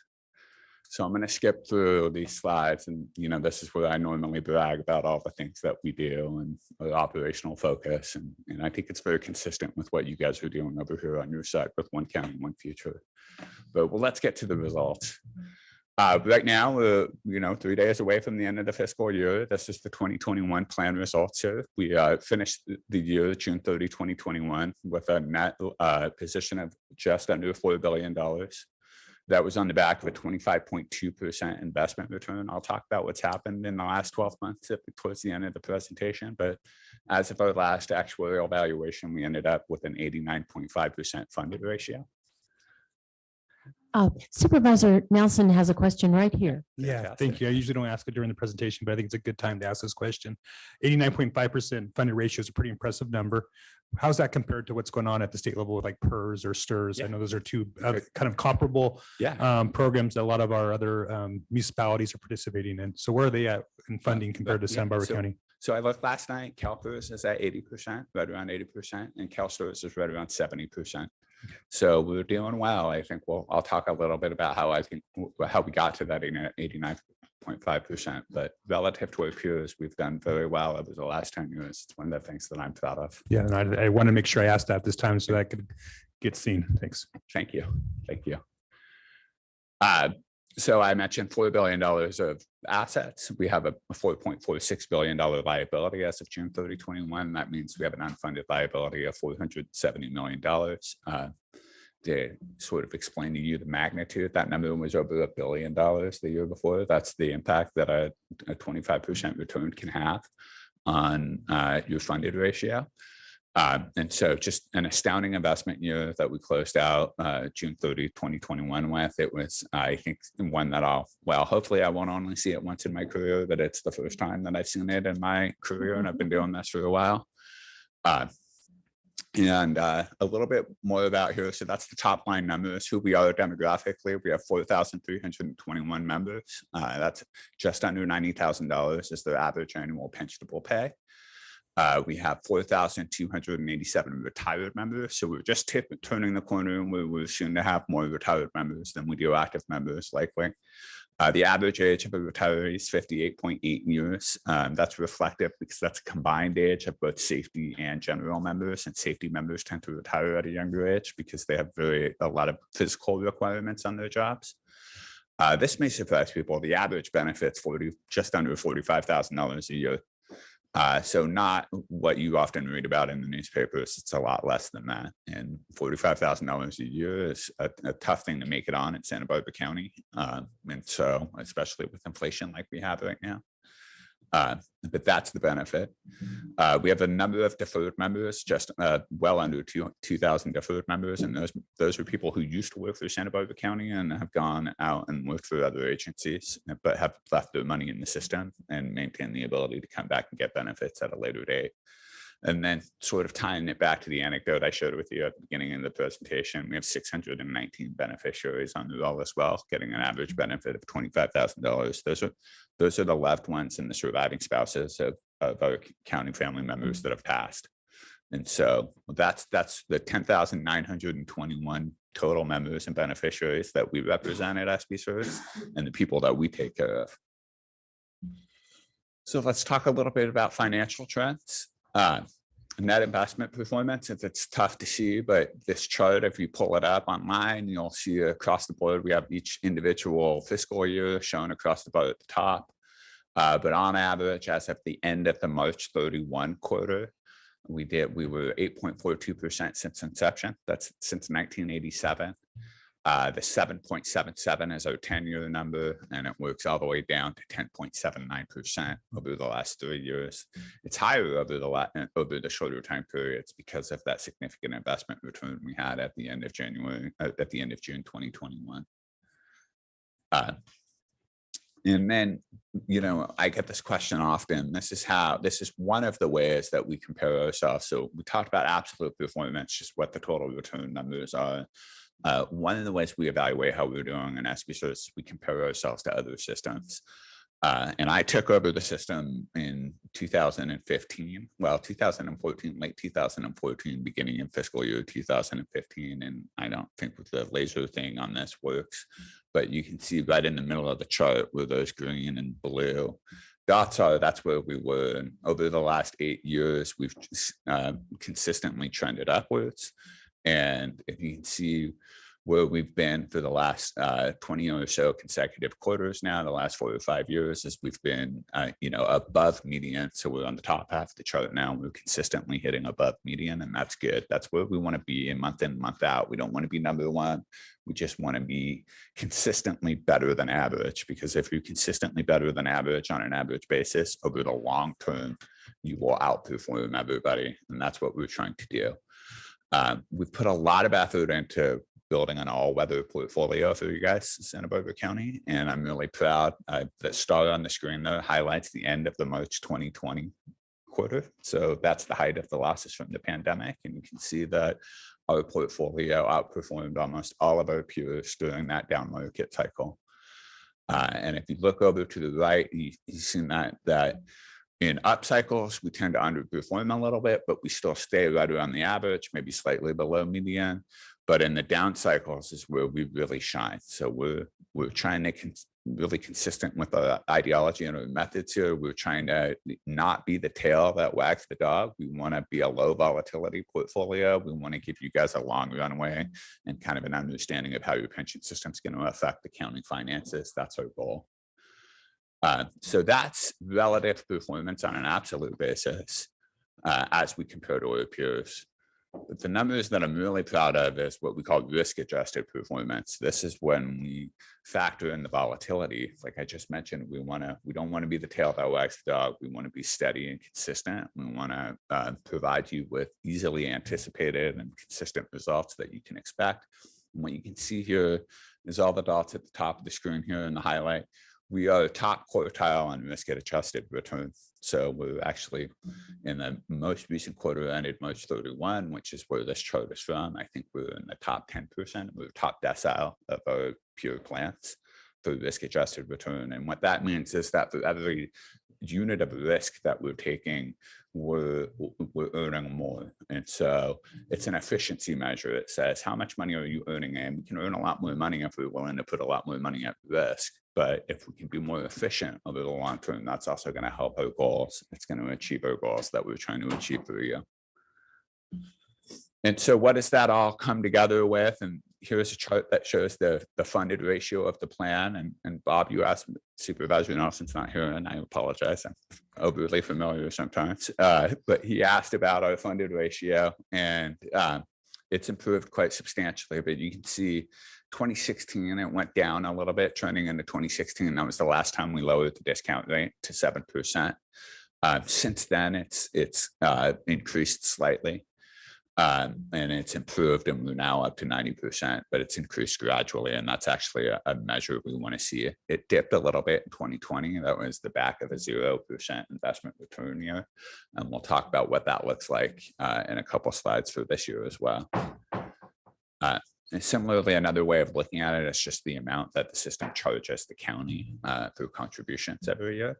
And so currently right now, based on the June 2021 valuation, you're paying 39.07% of pay. So for every dollar you pay one of your employees, you're contributing 39 cents to the pension. That is high. If you look back at the trend back to 2008, you've been making steady workmanlike progress towards paying off those liabilities that were created during the great financial crisis in 2008. And that's a big part of the reason why the rates are as high as they are right now. We'll show you some projections about what that looks like, but they've stayed fairly consistent since 2014, right at range bound between 36 and 40%, really. And we're hopeful that will continue to stay kind of in that range until we complete and pay off those liabilities from 2008. What's also notable about this chart, though, is it also shows the extent to which your employees have been stepping up to the plate to solve what, if you go back to 2009, this was a generational problem that was, I think, expressed in a way that it could be solved. And I think what we've now shown over the last 15 years is that we're well on our way to solving this problem. But the employees have stepped up and they've increased their contributions from on average about 7.5% to 9.3%. That might not sound a lot, but that's a 30% of on average increase over the base of the contributions that they were making over that time period. And I think, given the current economic climate and inflation, I can tell you it matters. 2-3% of pay matters. It makes a difference in people's lives. It's the difference between, and it's felt on Christmas and birthdays and medical appointments and all the things that we deal with in our regular lives. So them making that contribution is also meaningful, and it shows the partnership that's gone towards solving this generational challenge. So you covered payroll, similar trend coming out of the great financial crisis in 2008. You guys stayed flat for a number of years. 2012, 2013, things returned to a normal trend. And you've been averaging around 2.75% per year. The size of your employee base has not been increasing, and you've been doing a good job of managing your covered payroll. So it's been right in line with our growth estimates. But you're obviously, I think you know this, we've had 8% inflation over the last year. And so now we're entering a more competitive environment, and it'll be interesting to see what payroll growth looks like over the current period. So the outlook, where do we think the future is going to take us? And I apologize for this being a little bit dated here because we're about to go into a new actuarial cycle. But if you just were looking at our June 30, 2021 contribution projections from last year, based on that 25.2% return, what you'd see is a steady decline in your contribution rates from 2021 to 2030. And then to 2029. And then between 2029 and 2030, you see a significant drop off. So that cliff, that contribution cliff, that is the final amortization payment that you're making on those liabilities that were accrued out of the great financial crisis. And now I'm going to use some fancy animation here, and I'm going to show you, this is what you looked like at the end of June 30, 2020. So this gives you an idea of the magnitude of the change that 25% investment return brought. Your contribution rates this year went down 2 to 3%. Over the next 4 or 5 years, they're gonna be almost a full 15% lower than they would have been. It's a pretty astounding result, and like I said, it's only happened once in my career. I hope it happens again, but that's not what we plan for. We plan for kind of more average results. And this year, honestly, if you've been following the markets recently, we're getting a more average result this year. That's a positive way of looking at it right now. So what I think you're going to see in practice, and what I've always said, is this line is going to continue to slope down. It's just going to smooth out. And based on what happens over the next 8 years, that contribution cliff is going to go down. But we still think you're going to end up roughly in the same place at the end of 2041, 2040, in that time frame. You should be entering a period where your employer contribution rates are more in line in the 10 to 15% of pay range. And that reflects a disciplined implementation of a plan that was 20, 30 years in the making, and that you're a little over halfway through it right now. And so I think it's just important to remember that things are never as good as we think they're going to be, and things are never as bad as we think they're going to be. And through discipline and hard work and consistent focus, you can navigate and get to where you want to go at the end of the day, which is a sustainable, cost affordable pension plan. This chart, I talked a little bit about those amortization layers, and you can see the contribution cliff is sort of expressed in that red line, which is a total UAAL payment. That's the payment that we make on the unfunded liability. And that red line is the net of the bars below the axis and the bars above the axis. What you're seeing here with those green bars on the top, that's the amortization payment. Those big thick green bars that are right above the axis, that's the amortization payment from the 2008 great financial crisis. And you can see it ends in the year 2030. That's the last time you have to pay that amortization layer. Why this chart's neat is it shows, in comparison to that layer, it shows the effect of that 25.2% investment return that you had last year. Those are the purple bars that are running below the axis. And you see, because it just happened last year, we were phasing in the recognition of that gain, and then we're amortizing that gain over a period of 20 years total. And you can see how that gain offsets so much of those losses from the great financial crisis. And that's a big part of the reason why your rates are the way they are today, and why you're seeing declining rates. So let's fast forward to June 30. We closed the fiscal year on Thursday. It's June 30th. This is the day we mark the value of the portfolio. And just to give you a little indication of what the current market climate is, we're still positive as of the end of May. Proud of that. We were seeing top quartile performance in the second quarter, in the quarter ending March 31, and we're optimistic that we're going to look really good on a relative basis through the end of the second quarter on June 30, 2022. As of the writing of this portfolio, of this report, which I put together around June 16th, yes, 60/40 stock bond portfolio, which is a much simpler allocation than what we use at SB Service, was negative 4.18% for the month of June. After I put together this presentation, things got substantially worse for about a week, and then things got substantially better for a couple of days. And currently, I checked this morning, I think the 60/40 is down about 4.5% for the month still as of yesterday's market close. And today, it seems that markets are just kind of trading neutral, but we're watching it very closely as we close, because we're now 2 to 3 days away. And so let's assume for a second, and this is not a promise or a guarantee, I can't predict what's going to happen. And I want to be clear that our evaluation process, we'll get some preliminary numbers at the end of June, at the end of July. It takes about 3 weeks to close things up at the end of the year, but then we get a restatement in the October timeframe. And the reason for that is we have a substantial amount of private assets in the portfolio. We use those assets to control volatility, but those assets take a lot longer to price. We're going to get additional information in fall. And but let's assume for a second we have another 0% year.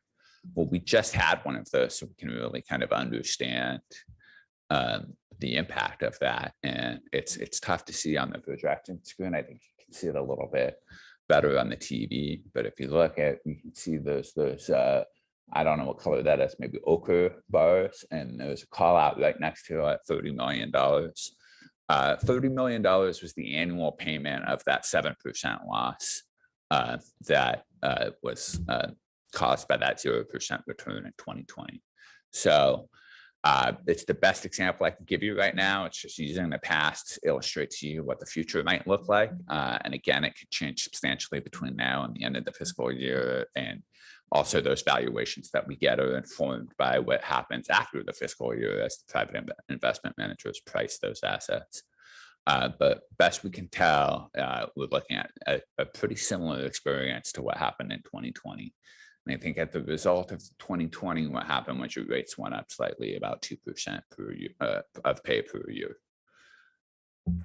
So one of the other things that's going on is every 3 years, and why this is a particularly timely presentation that you guys are hearing, is every 3 years by law, we're required to do an experience study of the system. And what that is we look at our investment assumptions and we look at all of the things that go into creating the value of that liability that we're paying off. This chart shows our funded ratio, a cross-reference to the return assumptions used by the 20 California County investment plans. We are the orange dot in the middle of the chart to the right above 7%. That's our current investment assumption. And the investment assumption really is the biggest assumption that has an impact on what your contribution rates end up being. And so I like to tell people we're in the middle of the peloton. And if it looks like a bike race, that's what you got the leader out front. And then you've got us kind of in the middle of the pack. And that's right where we want to be. But what I can tell you is that the general trend is all those dots at 7% are moving to the left now. They're trying to catch up to the leader there. And they're moving to the left. And we've seen several plans in recent months lower the assumption rate down to 6.75%.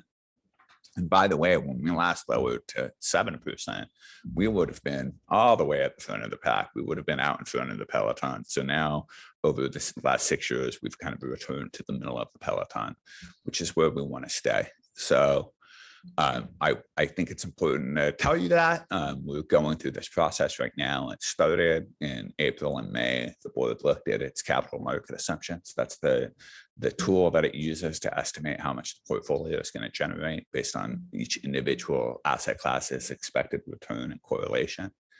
Right now, June, July timeframe that we're working on what we call our asset liability analysis. That's when we look at the plan's liquidity, what we think our cash flows are going to be. We're looking at things like retirement trends, how many people are leaving, what the new benefits look like compared to the old benefits, what the new employees are paying. We're looking at asset allocation to determine if there's any changes we can make there to offset the cost. We're looking at demographic assumptions, how long people are living, and we're looking at other economic assumptions like inflation, and that all culminates at the end of fall, November, December, when we get these actuarial evaluations, experience studies, and audits all completed and up in front of the Board of Retirement. And the Board of Retirement has to decide what assumptions it wants to use to value the liability. So I think speak for all of us involved that our goals are stable contribution rates and long-term plan sustainability. That's our guiding North Star. That's what we're trying to achieve. I think that's what we've done a very good job of achieving over the last decade. And so we wanted to make you aware of that process. And I think that concludes my presentation. I'd just like to say thank you for hearing me out, listening, and I would be pleased to answer any questions that you have. Supervisor Lavanino, who represents the board on SB Serves Board. Thank you. Greg, I just wondered if you could update the board for just a second. I don't remember us bringing an update at all about Robin Hill Road. I'm not sure our board knows about what's going on. In 2019, the Board of Retirement decided to buy a building. We purchased a building in Goleta, California. It's a 30,000 square foot building. It was in real estate investing world, what we call as a value add project. It was a building that was pretty much fully depreciated and needed to be recapitalized. We had many reasons for buying the building. One was we were at the end of our lease. We were out of market on our current lease space. We ran a financial analysis and we determined that given that we were going to be around for hopefully hundreds of years, that the buy versus lease decision becomes pretty easy over a longer term horizon. It's always more efficient and cost less to own than it does to lease because of the effect of CPI and inflation. So we purchased this building and we've been in the process of recapitalizing it for a couple of years now. We're almost complete with the project. We are going to, for the first time, have space that's custom built for providing services to our membership. So it's going to be a much safer space. It's going to provide for clean environments. And we're no longer going to be an itinerant board at the Board of Retirement. So we'll have a boardroom and we'll have a place to meet. And we'll also have a place to have member events. And hopefully we'll have a place to host training opportunities for your employees too. And we're very cognizant of sharing that resource that we're building out there. And then the other aspect of it is this is a chance to take some of this pension money and invest it back in the local community. And so we're accomplishing all of those things and we're really excited about it. We hope to be open every time I put a date on it, it moves back. That's how construction projects It's a typical go, but construction project. we're hopeful that we're going to be open within the next couple months. Staff will certainly be back in the working in the facility, but whether or not we're open for board meetings and public events is still out.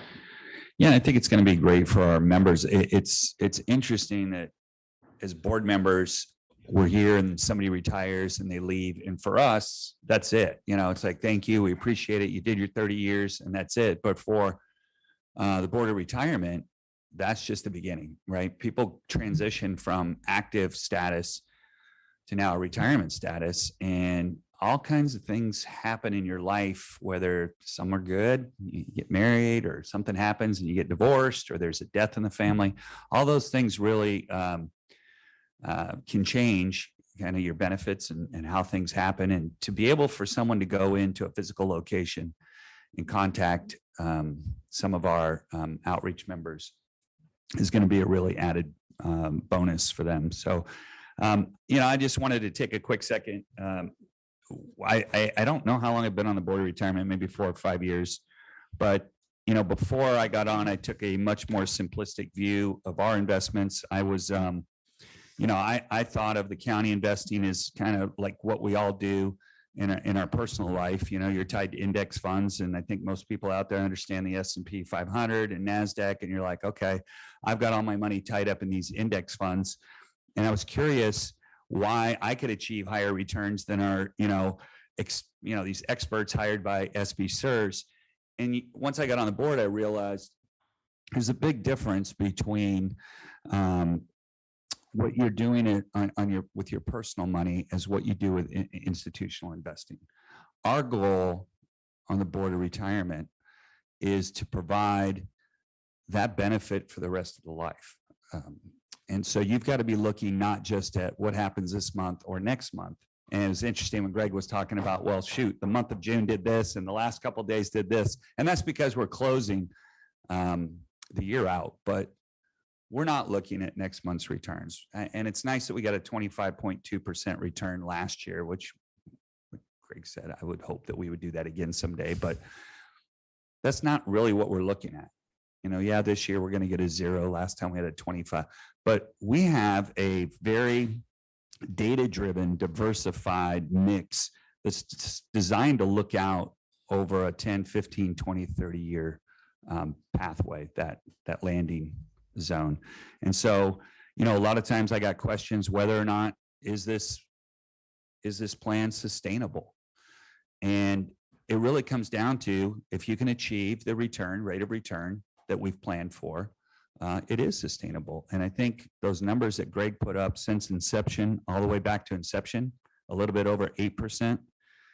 And there isn't one segment, whether it's the 3-year, the 5-year, the 7-year, or the 10-year, that's under what we have planned for. So it is absolutely sustainable. But it does take that disciplined approach of not chasing returns. If you looked up there, there's, different counties do things differently. A lot of them are more heavily invested in equities, and in the good years, they'll see this huge run up. And everybody high fives and everything's great. But when you hit the downtime, all of a sudden you're in panic mode, and it's, what do we do? So I really endorse the strategy, the investment strategy that we're employing.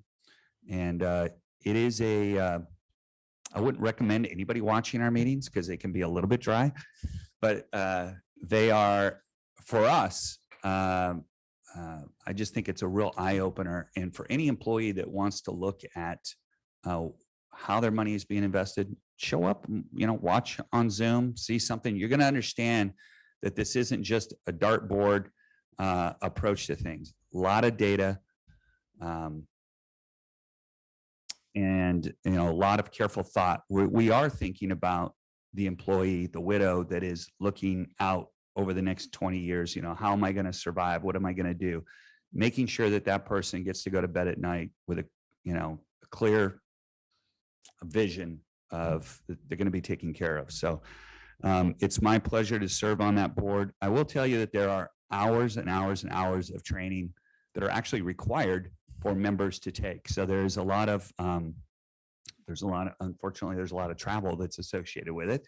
Need to go to conferences and these things, but it is, it's very interesting, and I really enjoy it. And like I said, I can't promise a 25% return every year, but I think we followed it up with one that's a little bit more realistic, unfortunately. So I'm just, for our employees out there, I want them to know that this is not some sort of Ponzi scheme. This is not some sort of, we didn't put everything in crypto, or we're not betting on the Padres to win the World Series this year. This is all, which although would be a very good bet, by the way, if you are doing that, but this is math defined through data, and following the models that are set is going to get us to where we need to be. And you can argue, I know there's folks on both sides that argue whether or not people, public employees should receive a pension or not receive a pension, but whether or not this plan is sustainable, I think is actually beyond an argument at this point, that as long as we continue on the plan that we've set forth, it is absolutely sustainable. Thank you. And thank you for taking all those trainings and doing all that traveling. Other comments or questions? Supervisor Nelson? Yeah, thank you, Chair Hartman. I'm somebody that's been critical of the pension system for a long time. But it really does show the evidence that you've given us today, that the austerity measures that this board put in place some years ago have really paid off. The decision to increase benefits and maybe assume a higher return rate than it was reasonable was done by maybe a past generation of boards, and we've been paying for it ever since. And it really has come at the expense of requiring more money to do less in this county. And according to the plan as we see it today, it looks like that in the future, and it's not that distant future anymore, that we're going to be in a place where we're going to have something that's more reasonable, more comparable to the private sector, and sustainable. And so again, my appreciation to past boards that have bit the bullet, and CEOs, as well as our representatives on the pension board. I think they've done an excellent job. Now we can't celebrate yet. I think the person I saw most intensely looking at this was Nancy Anderson, because she knows that the budget coming forward and what this is all going to mean to us, because we are codependent on each other, and making sure that we're a healthy organization that can continue to pay our percentages as an employer, but that you guys are able to be sufficiently invested to be a place where we can deliver the services that our constituents expect. So great presentation. I think it's something that the public should take note of. This is one of those success stories in government, and I'm glad to hear it. Thank you. Thank you. Yes, and I'd just like to echo, a lot of people asked me 4 or 5 years ago, what are you going to do about this huge liability? And I think at that time we had the plan in place, and by 2030, we're going to be in much better shape. But now we really see the evidence that that's happening.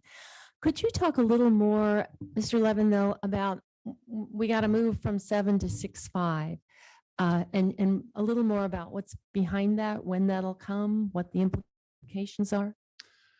Certainly, I don't know that a 6.5 is going to be the ultimate answer, or the next step even. I don't want to get out in front of my board on that, but I will tell you that every 3 years we go through this process, and we use actuaries and our fiduciary counsel and our investment consultants to come and provide us with data, and then the board has a judgment decision it needs to make.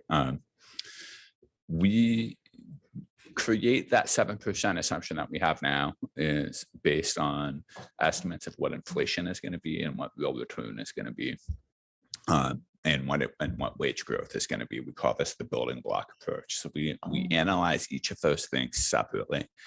But overall, I can tell you as an industry professional, there is a gradual trend down to points likely lower. I don't want to mislead anyone, likely lower than 6.5%. It's not a question of how low we go so much as how fast we go lower. And it's taking into account things like the impact on the community that are some of the more softer judgments that the board has to make, and also the reasonableness of the outcomes and the reliability of the models that we're using. So we're committed, I think, to something that's gradual. We're committed to contribution rate stability.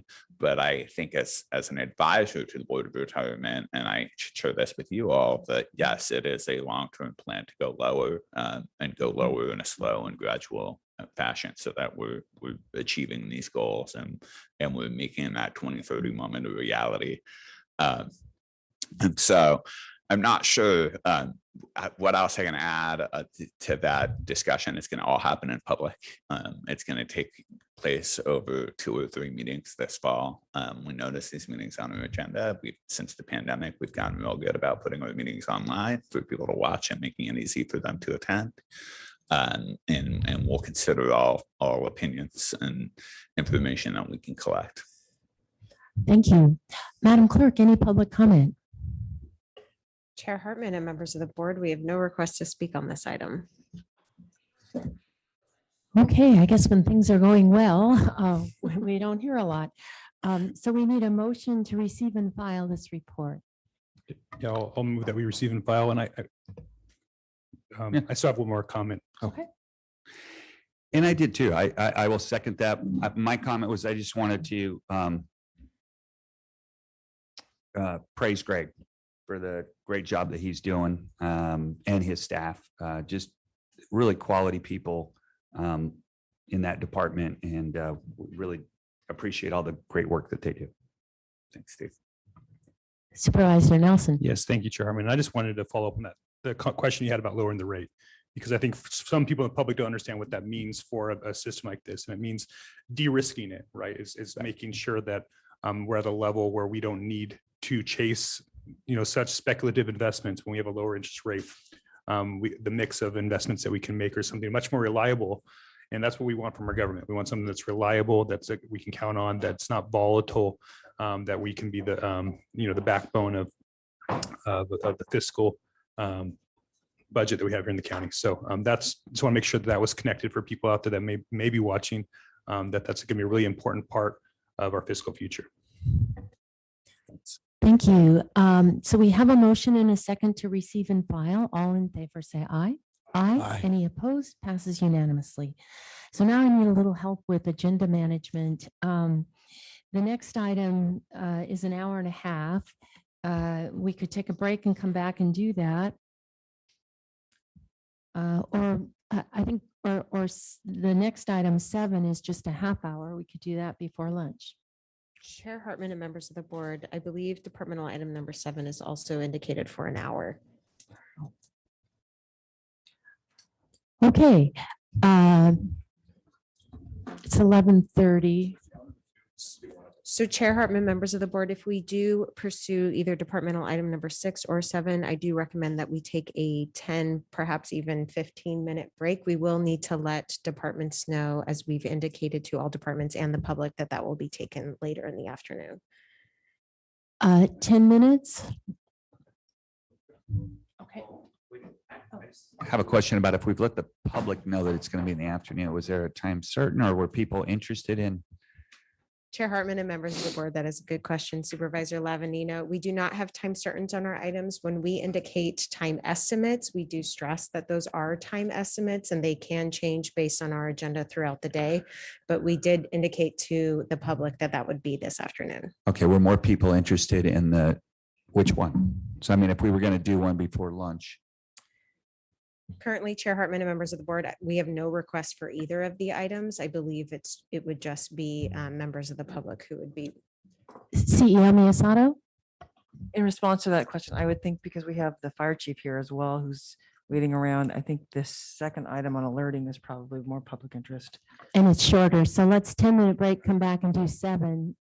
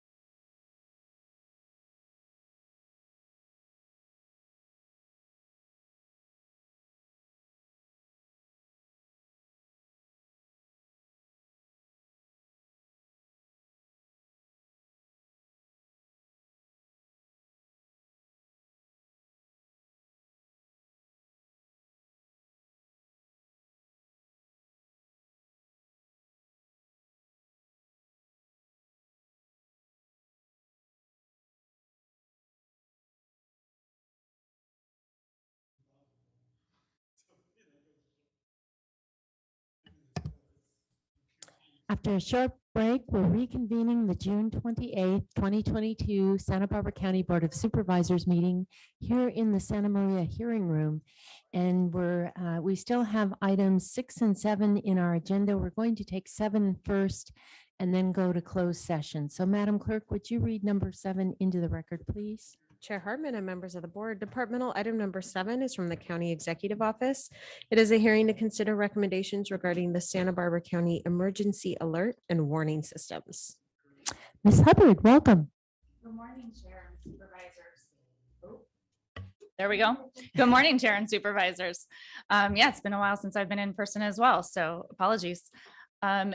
Considering the time of year and we're getting into fire season or are in fire season, I thought it would be a good opportunity to update the board and the public on our various communication systems that we use for emergencies. So this is give a little bit of an overview on alerting, what it is, its purpose, what are our tools here in our county. A recap of some of the alerts that went out during the bridge fire. I know there's some community questions regarding that. And then some of the challenges and paths forward on how we're continuing to try to improve our processes and improve community alerting. So first and foremost, alert and warning objectives. Really at the top there is the right information to the right people at the right time. And that is what we keep in mind every time we're putting together an alert. So goal to protect lives and property. Often alerts are directly associated with a protective action that the community is looking to take. Time is of the essence. I'll talk through all the processes that go through to make those happen. Communicating protective actions. What is it? What do they need to do in that moment? And then the use of multiple communication pathways. This is a best practice. Not only a best practice because of lessons learned here in our community, but across the nation and the world, that we know that using multiple communication pathways is the best way to ensure our community members take the actions that we would like them to take when necessary and quickly. So just to walk through this, and this is a little bit of a chart just talking through some of the timeline. When we talk about alert and warning or protective actions, getting those to the community, there's multiple steps. And so in that process time frame, that yellow time frame, we learn about a fire, an earthquake, something of that nature. It takes time for first responders to get on scene. It takes time to size up the event, to come to agreement on what protective actions might be needed and what those actions are to communicate back to County Sheriff's Dispatch or Office of Emergency Management.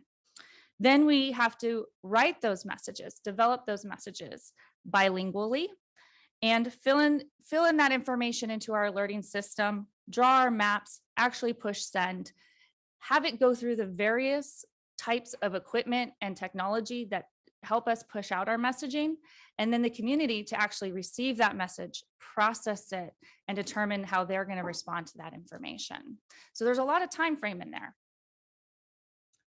Wanted to point out that we have a lot of guidelines and regulations that help guide Office of Emergency Management as well as Sheriff's Dispatch in this process, both local policies and procedures, as well as state alert and warning guidelines and various federal regulations. So who alerts and when? Authority is with the public safety agency who is determining protective action is prudent. Most often, this is a collaboration. Often in our county, when we talk about fires, even floods, we work in a collaborative manner where this is the sheriff's office and our fire agency or fire authorities working together to determine what those protective actions are. So then who does the alerting once that determination is made? If it is a new or imminent threat, for instance, a fire, law enforcement activity, then that is often Sheriff's Dispatch. Sheriff's Dispatch works to put together those messages and send those out until the OEM duty officer is activated, at which point then the Sheriff's Department dispatch works with the OEM duty officer saying, hey, are you ready? Are your systems up and going? Can you take over this responsibility? And so in those new and imminent threats, that's where that responsibility will lie until OEM emergency managers can take that on. In a pre-notification event, so those are concepts like storms, rain, PSPS event, public safety power shutoffs. Then it is the Office of Emergency Management Duty Officer, and they will take responsibility for those notifications. I did want to point out there's some notifiers that are outside of our county. An imminent natural event, National Weather Service or NOAA, and the USGS, such as flash flood, tornado, tsunami, earthquake. They may also issue alerts. They typically will only use WEA, wireless emergency alerts, or EAS. That's the ticker tape along the bottom of your screen concept. And then an incident of national significance can be issued or initiated through the Office of the President as well. So just for awareness, oh, I missed one on this, as I just want to point out, because CHP, California Highway Patrol, can do Amber Alerts, which sometimes those are alerts that come through the same system. And so although it's not a protective action concept, you may receive alerting through CHP as well for Amber Alerts. Oh, you know what? I wanted to address one question that came up about pre-notification concepts, storm, rain, flood kind of concepts. National Weather Service often issues those. Office of Emergency Management Duty Officer will often reiterate that message through our Ready SBC registered alerts or concepts. If it is impacting a fire scar area that may have an enhanced debris flow consideration or concern, then we also have a set of protocols related to each of those burn scars. Right now, the recommendation is associated in a first year burn scar, 0.95 inches per hour. We take the general recommendations from National Weather Service on expected level of rain, bring that back to our storm consideration group, which includes the sheriff, fire department, public works, various partner agencies, the CEO's office, OEM, and ultimately the sheriff and fire department make a recommendation on our alerting or emergency protective actions in those instances. We do try, because storms, we often have prior notification. We do try to get those notifications out 24, 48 hours in advance based on National Weather Service's timing of predictive measurements. So our priority when we do notifications, fast moving events, sometimes we may only get to 1 and 2, and that's why I want to point this out. So our first priority is immediate protective action where there's an immediate life safety consideration, such as an evacuation order or a shelter in place. Often that's your smaller dot, your smaller population. Second is our readiness for protective action. So evacuation warning, be prepared to leave. If it takes you longer to leave, if you have animals, large animals or other considerations, you may evacuate at this point, but evacuation warning, so readiness. And then the third, which sometimes in these fast moving events, we don't have time to get to, is awareness. We may alert a general larger population for awareness purposes, traffic impact, smelling smokes, maybe smelling smoke. It might be highly visible to other community members that aren't actually impacted. And so that third priority is something that we work to try to get to, but sometimes we can't. And often it's letting them know, please don't call 911. This is the area impacted and these are the actions we're taking. So elements of an alert, talking about what goes into an alert. These are actually part of a statewide alert and warning guidelines. They are requirements within the wireless emergency alerts for the federal system. So we are to identify who's the source of the alert, who is it coming from, what is the hazard, what is the location impacted, what is the protective action, and what is the time frame associated, immediately, soon, until further notice. So typically we try to provide a time frame associated with this protective action. I have another slide that will demonstrate a little bit of the limitations of our various types of notification systems, but you'll see it gets difficult to get all 5 of these into some of these systems when you talk about limitations of character count. So, oh, I skipped one. There we go. Alerting and information tools. So these are all the various tools that we use associated with alert and warning. And I know this can be a little small. I also have a handout that has been provided to the Board of Supervisors and some takeaway materials that they can provide to their constituents regarding these, that outlines them in a larger format, easier to read.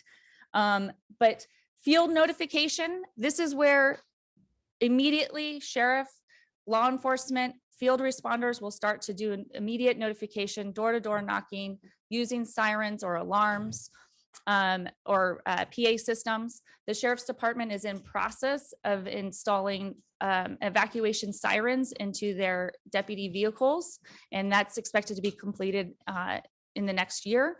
And so additional ways to notify out in the field. Then we talk about wireless emergency alerts. This is a federal-based program where we go to cell phones. I have a little bit more information on this in the next couple of slides that I'll get into. Ready SBC alerts, really want to emphasize this with our community members. This is the best way to get information and be registered to receive information, because you can indicate cell phone, landline, email, text, phone call, all of those components. Moving along, we have our emergency alert system. Again, that's their ticker tape or beep, beep, beep on the radio. And then Nixle, that's a zip code based text to register concept. Honestly, it's not our favorite because if there's just a small portion of a zip code impacted, if I use zip code, I have to notify that whole zip code. It's good for awareness information type messaging, not necessarily direct, you are the ones impacted messaging. So that top row I want to point out is our alerting tools. These are the ones that directly reach back to individuals who have registered or have cell phones in the area. The bottom row is our additional ways that we get information out. So alerting, pushing the message to the community member versus the community member having to go to these methods of receiving information along the bottom.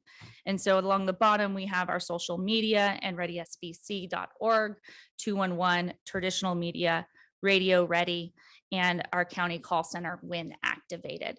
But again, that bottom row requires the community member to be aware of an incident and to be monitoring or going to those sources to receive that information, whereas the top ones allow us to push information out.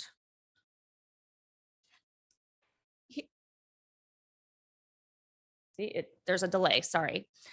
Here's an example of one of our pre-scripted messages, and I just wanted to point this out. One, Office of Emergency Management with Sheriff's Dispatch, we've worked on and collaborated on pre-scripting as many messaging concepts as we can identify and pre-translating them with fill in the blanks, making it easier to get these out in English and Spanish. This also demonstrates a lot of the character limit concepts that we have. When I talked about getting 5 concepts of who is sending the message, what is the incident, who needs to, what area is impacted.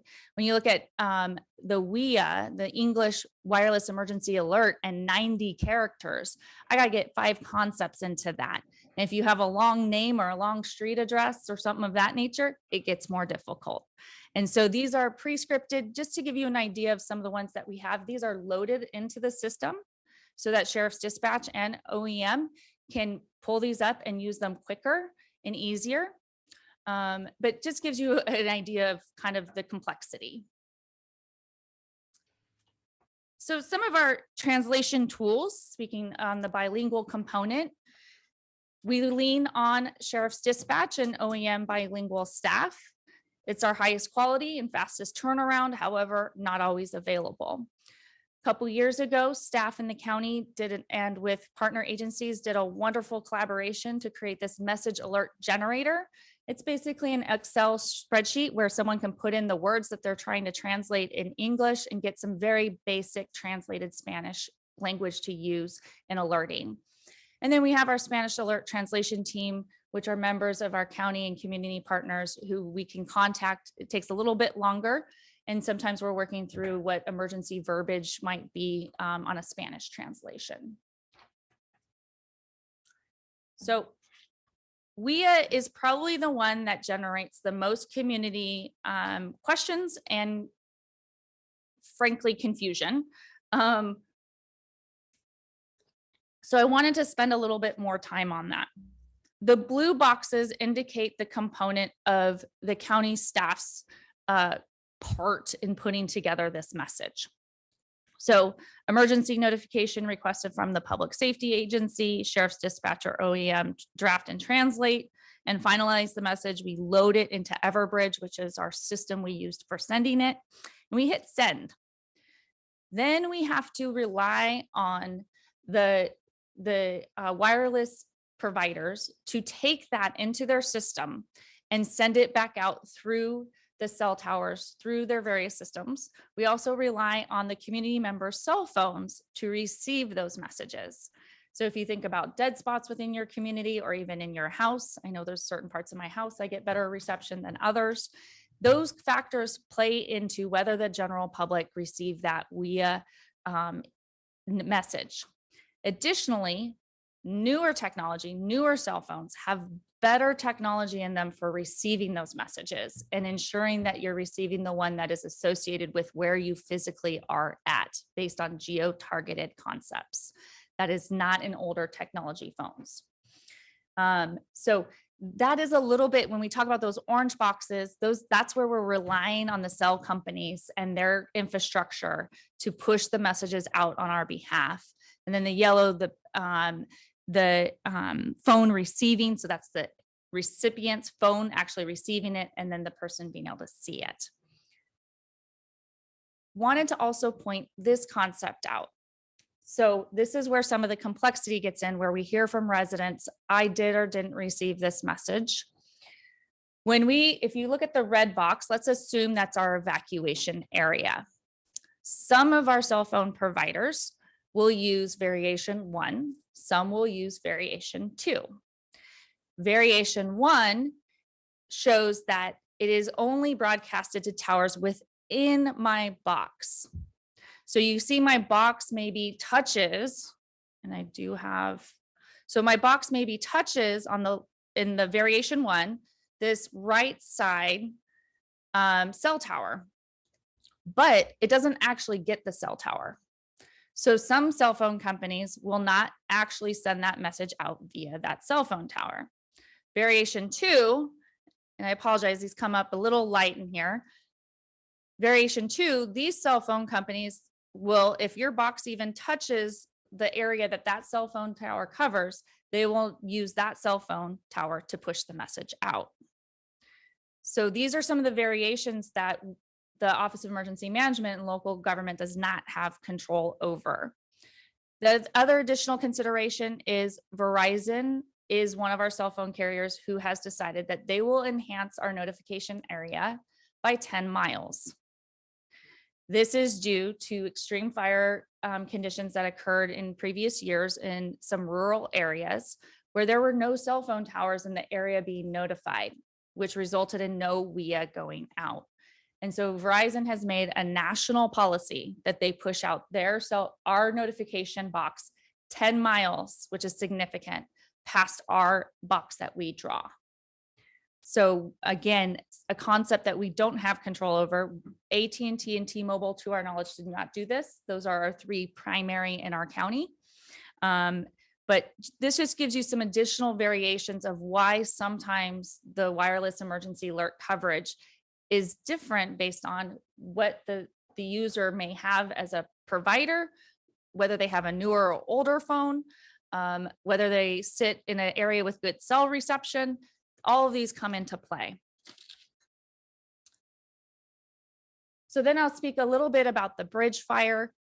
Some of the statistics on the notifications that went out, there were door knocks. We did the wireless emergency alerts, and we used Ready SBC, our registrations. These are our alerting, not information protocols. So it was also on social media, our websites, and various other methods, including our local media partners who probably got the information out very quickly. But looking at those who were in our actual notification area, we did not receive any concerns or complaints that anyone in the area that needed to be notified did not receive it. So we think we had very good connectivity and connection and receipt of that message within our notification area. We did receive some complaints outside of that area. We believe this is without looking at an individual's phone, because sometimes it's hard to tell what they're seeing, right? But without looking, we believe this is largely associated with the wireless emergency alerts, Verizon pushing notifications out farther than what we are indicating. And then newer and older phones, residents may have said, I received it, my neighbor didn't. This could be a cell phone carrier variation. This could be a newer technology in a cell phone. This could be that there's a dead spot in a house or an area where that individual was when that message reached their phone. So again, we get those concerns or complaints often. Everyone who called us, we do verify whether they are registered in Ready SBC, if their information is current, work through and update anything that we might help them with to help them understand those considerations. So looking forward, some of the challenges, I've talked through a lot of these with wireless emergency alerts, is technology, cell phone towers, older phones. Also, and this isn't actually just WIA challenges, I apologize. This is also Ready SBC. Some of the challenges in our Ready SBC data is missing addresses, typos, old information. A resident may not be registered for multiple methods. Maybe they didn't register for a text message versus a phone call. So it's really important that our residents recognize that they need to go into, and we recommend them going back to Ready SBC to update and add as many alerting methods as possible into the system.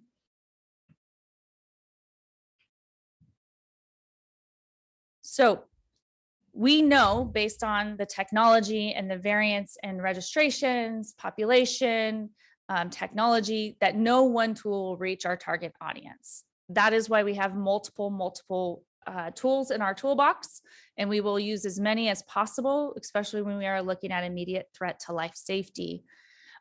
We know that there's potential for equipment failure, maybe being impacted by the hazard. Telecommunication policies, as I mentioned, has impacted how those notifications go out. And then the complexities of character count limits, and can we explain our message adequately in some of those character count limits? I will say the technology now with newer phones on the wireless emergency alerts, we can now do 360 character count. So when staff go into the system, they are actually entering a 90 character count and a 360 character count. And the system can send the 90 character count to the older technology and the 360 count to the newer technology. It allows us to get a little bit more information into the messaging. Some of the staff and training challenges, just for your awareness, this does require extensive and continuous training and exercise. We continue to work with staff, Office of Emergency Management and Sheriff's Dispatch work regularly together, as well as with our partner agencies. It's a high pressure environment, especially for the dispatch office, where they're working on continuing to receive 911 calls and other emergency response actions simultaneously. And understanding the information needed for messaging. Sometimes we're having to clarify to make sure we're hearing the information from the field correctly. Do we understand that we mean from this road over? Did we get the right road? Do we have the right intent? And sometimes that takes some additional coordination. Accessibility and whole community challenges. This is one that I want to give Yaneris Muniz in our office credit on, that she continues to work on consistently. We have language barriers, literacy challenges, people with sensory disabilities. We know that alert and warning tools are not great for those who are hard of hearing or maybe deaf. We are working with various tool providers, bed shakers for at night for those who are deaf. So how do we continue to improve our systems to communicate with these populations? Geographic and rural communities will continue to have a problem if we do not have good cell coverage in those areas. How do we get a hold of commuters, travelers, and transient populations and our homeless populations when they are coming through town? Again, wireless emergency alerts are our best tool for that, but they're also the one we have less control over on how we can get that messaging out. The path forward. Office of Emergency Management and the Sheriff's Dispatch Office work together on this routinely.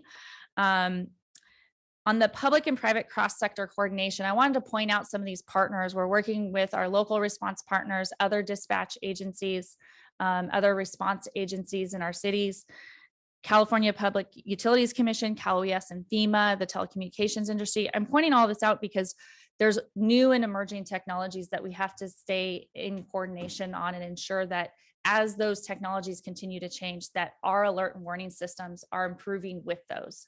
So if you think about the EAS message, that's a ticker tape along the bottom of your screen. How does that work when people are doing, when they have smart TVs and they're just logging into their Netflix account? That doesn't, our system currently does not allow for that. That is next generation technology that is being developed now. So we're continuing to work through that, work with all of these partners to ensure that this improvement in technologies are all lining up with our alerting capabilities. We're exploring new methods. We have not traditionally used a NOAA weather radio. If you live in the Midwest, or if you've visited the Midwest, you're familiar with your weather radio going off when there is a tornado or a hurricane. We can use the same system for fires. It hasn't traditionally been used that way. So how do we implement that and move that forward? Radio ready AM stations. Office of Emergency Services has used a grant to get an FCC license to have an AM radio station to provide direct emergency information, kind of like your highway information station. And so we're still working to implement that program, but that's an up and coming concept. Continuous review and improvement processes. After each incident, we are working with the Sheriff's Department, with the Fire Department on what went well, what didn't go well, and how do we continue to improve. That includes collaborative hot washes with Sheriff's Dispatch, who are specifically doing those notifications, and OEM. So lastly, I want to touch on what the public can do today. We know that science and research shows that the public will look for no less than 3 resources to confirm their action. So just OEM sending a message telling them that evacuation warning is being issued or evacuation order, they will look to 2 to 3 other sources to confirm that, whether that is a family member, a neighbor, social media, traditional media, maybe their own experience is another informed portion of that. So we need the community to really look to and understand who's alerting, how they get to them. What is Ready SBC? Register and update your contact information. Know which social media accounts are being used by our local emergency responders and the county and Office of Emergency Management. Have community and neighborhood awareness. Check in with your neighbors. Did they receive the message? We know the technology is not perfect. We continue to work on it, but we always want to encourage that community awareness. Check in with your neighbors, the elderly neighbor, the mom with a couple kids, or the dad with a couple kids, the latchkey, if that term is still in trend. That was my daughter. She would walk herself to school in the morning and walk herself home, right? And so I had a neighbor who knew that and would watch out for her. So do that for your neighbors and be part of that community effort. Also, I wanted to point out, my staff did a quick estimate of numbers this morning on Everbridge registration. So that's the Ready SBC registrations. Our estimated population, 448,000. Total county-wide opt-in registration rate is about 14%. South County, if we isolate South County, is about 39%. These averages, unfortunately, are very common across California and the country. But again, it just emphasizes that our registrations are not inclusive of our entire community. And that's why we use so many different notification tools and processes.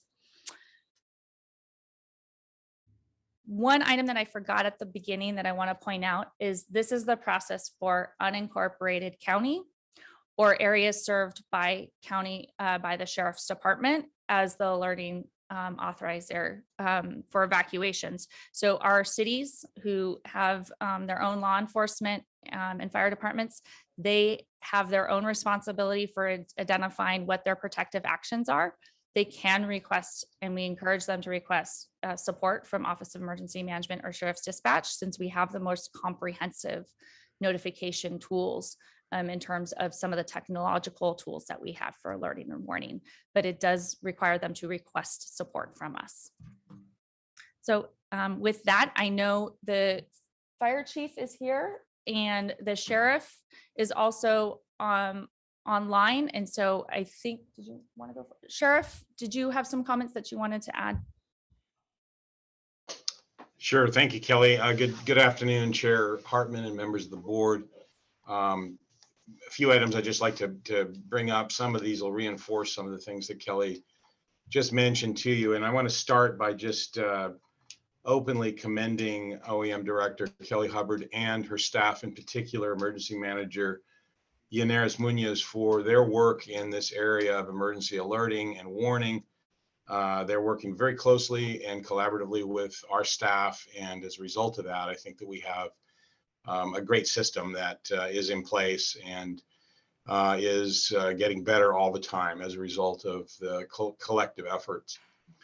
Just wanted to recap for you and for members of the public some of the workings of what will happen in the event of a major emergency that will require this type of alerting and warning. During a major event such as a large vegetation fire or flooding or debris flow, the fire department and the sheriff's office will form a unified command and decide on the spot what the best type of protective action is necessary. The fire department will make recommendations based on their knowledge of fire behavior and other conditions, and the sheriff's office will take that information, develop a plan, and the sheriff's office has the authority to issue immediate evacuation orders and warnings if necessary. They may be done in a variety of different ways. Evacuation orders and warnings can be done door to door with face-to-face contact. They can be done via loudspeaker from patrol cars. As Kelly Hubbard mentioned, we're in the process of having our entire fleet retrofitted with a new type of siren, which has a high-low tone, very similar to kind of the European siren tones that that many of you have heard before, and that is being adopted universally in California as an alert warning to the public that there needs to be some kind of an immediate warning about a major emergency. And we're in the process of making sure that all of our vehicles will have that. In addition to that, notifications could come through loudspeaker via our helicopters. They could come through the emergency alert systems that Kelly has just briefed you on, or a combination of all of these methods. And when going door to door, we typically will utilize our search and rescue team to come to respond and come out to an event and to help making those notifications to the public. It can take quite a bit of time to get an alert out to an entire area. There are many different moving parts that are involved. And initially, all of this is being done by the same people in the same dispatch center that are answering the 911 lines and who are dispatching the emergency first responders to the location as well. In this collective approach to putting out this messaging through these various platforms, the list of things that are done depend on what the clarifying what message needs to go out, what protective action needs to be taken, the translation of a partially prescripted, but the rest of it has to be put together, messaging that gets put together, the drawing of an electronic map to determine the extent of the notification, the sending of the WIA alert, then the rest of the notifications that have to go out, including recording verbal phone messages in both English and in Spanish. So even with the very best approach to this, it can take anywhere from 15 to 20 minutes or so to get this kind of messaging all put together. It's important to understand that when these messages come out, we do not want people to call back 911 if they receive an alert, unless they have an immediate emergency that needs a response.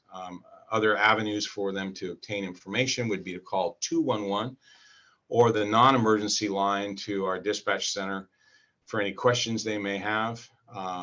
And perhaps the best way to get the information is to go to the county's website, www.readysbc.org, for more detailed instructions and updates. And as Kelly mentioned, it's important that people pre-register through the Ready SBC program, and the Sheriff's Office website has a link to the emergency notification sign-up page for those alerts. It can be found at www.sbsheriff.org, www.sbsheriff.org, and there is a link to that emergency notification sign-up.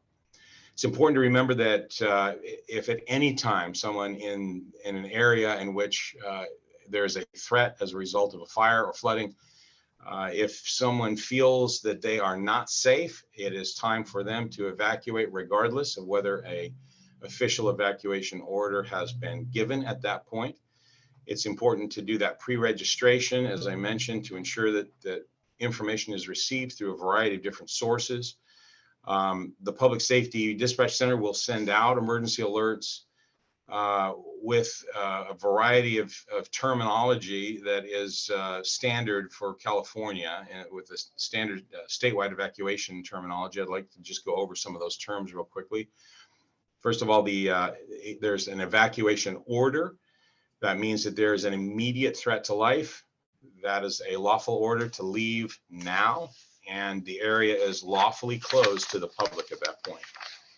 There's also an evacuation warning, which is issued when there's a potential threat to life and property in a particular area. Those who require additional time to evacuate, if they have livestock, for example, or if they have large pets, or people that are immobile or non-ambulatory, those folks want to consider evacuating at the time of the evacuation warning. There is the term shelter in place. Shelter in place means to go indoors, to shut and lock windows and the doors, and prepare to self-sustain within the structure until further notice or until contacted by emergency personnel for additional direction. And then lastly, there is the notification that the evacuation order has been lifted. That's the formal announcement that the lifting of evacuations in the area that were currently under evacuation has occurred. There are also three terms that are less commonly seen, but may be seen on websites. And just for clarification, edification on those, one term is what we call a hard closure of a particular area. That means that the area will be closed to all traffic except for fire and law enforcement response. There is a terminology called a soft closure. That means that the area is closed to all traffic except for fire, law enforcement, and other critical incident resources. That could be utility companies, Caltrans, city road crews, county road crews, etc. And then there's also a resident-only closure that can occur in an area. That's a soft closure that also allows residents that have valid identification and local government agencies that are assisting with recovery to respond into that area as well. The Sheriff's Office is committed to sending out emergency alerts that are accurate, brief, and concise, with the 5 mandatory elements in them. And as Kelly mentioned, this can sometimes be tricky trying to get them into the short messages that we are sometimes limited to. But basically what we will try to get out is messaging that has information about, number 1, the affected area, number 2, the issuing agency, number 3, the reason for the notification, number 4, the type of protective action to take, and number 5, the timing of the event when known. All messages are sent in English and in Spanish, and the messaging may include evacuation routes and temporary evacuation points when they are known and when space in the messaging allows. In order to maintain proficiency with the emergency notification system, all of our dispatchers send a practice message with a second party check bi-weekly, and all alerts, either live or practice, are reviewed for quality assurance and to provide additional training as necessary. And lastly, as mentioned, although we have this process to put all of this emergency alerting into place, we also have the old-fashioned ability for emergency personnel who are on the scene to conduct immediate notifications and evacuations if the situation so dictates it. And with that, I'm going to turn it over to my colleague, Fire Chief Mark Hartwig, to round out this presentation. I think the chief indicated that he's available for any questions, but no further comment. Thank you. Okay, thank you, Sheriff Brown. So it's back to the board with any questions? Supervisor Lavanino? I don't have any questions, but I did take the opportunity while the sheriff was speaking, although I wasn't listening intently, Sheriff Brown, to sign up at readysbc.org. So there's 14,001 now. Thank you. And I think, this is something, it's probably, I'm sure you guys are doing it. It's something I really, honestly, I haven't pushed much in my public speaking, but I will in the future. It's very easy. I just went in and even I was able to do it in less than 2 minutes. So it's not hard at all. And, obviously I think we're going to get higher turnout in South County because of the fact you guys have considerably more instances, but still, we do have brush fires and we have other things that we need to alert people about. And so, it's something that I will take from this and start pushing it out in the public so that folks can get the best information. I think what you said right at the beginning is what we're all shooting for, is the right message to the right person at the right time. And appreciate the presentation. Sure. And OEM does have some materials that we can provide to the board members if you'd like to use it for public outreach. Supervisor Williams? Yeah, I would like to understand a little bit the efficacy of reverse 911. Are people answering the calls less and less often as we go through, as people change their mode of communication, or is it still an efficacious method? No, I think reverse 911 is generally what we consider our gold standard, what we think is the best way to notify the community. So I think when we talk about reverse 911, because that can include text message, a cell phone call, a home phone call, an email. What we don't have a lot of data on is which one are they paying attention to the most. And honestly, I want to always use all of them because for some people, text is going to be the best. For some, a phone call will be the best. We hear from community members. I've had community members call our office and say, I don't have a computer or an email address. How do I register?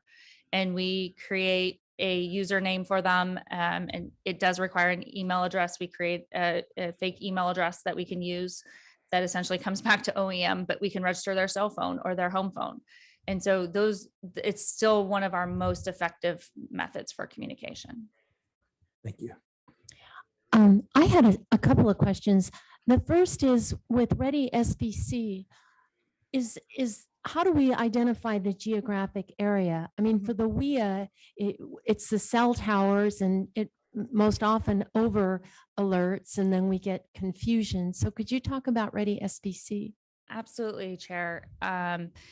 So Ready SBC uses the exact same concept of drawing. So whether it's Sheriff's Dispatch or OEM, we draw a box. It's based on, the Everbridge is basically a Google map. We're in there, we're drawing the box based on the box that the fire department has determined as an area of impact. The Sheriff's Department has looked at and agreed and said, these are the protective actions that are being recommended, that collaborative approach to what protective actions are needed where. And then we take that and we draw a box in Everbridge. WIA uses what cell phone towers. Ready SBC goes by what addresses or properties are within our box. And so because those are registered to addresses.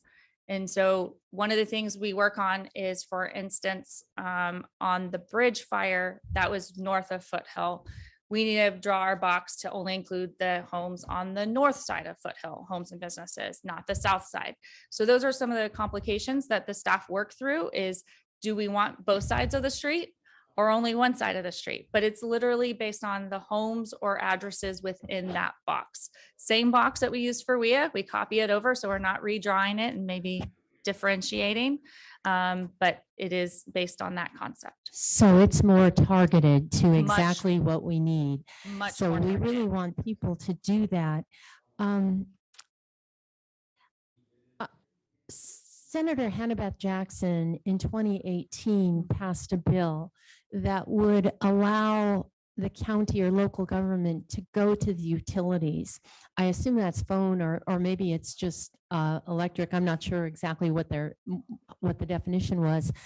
And also to Department of Social Services or Be Well or Public Health, so that we could get information about the address, and at least as current, it would be more current because they're billing monthly, but there wasn't really an apparatus in place. Although for the county, for people who are, say, not ambulatory, we could get a list, I suppose, or perhaps PSPS, we could get a list.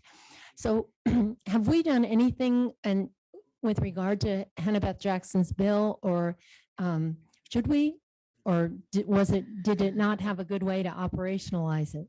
So, Chair Hartman and supervisors, it is one that Office of Emergency Management is continuing to work on.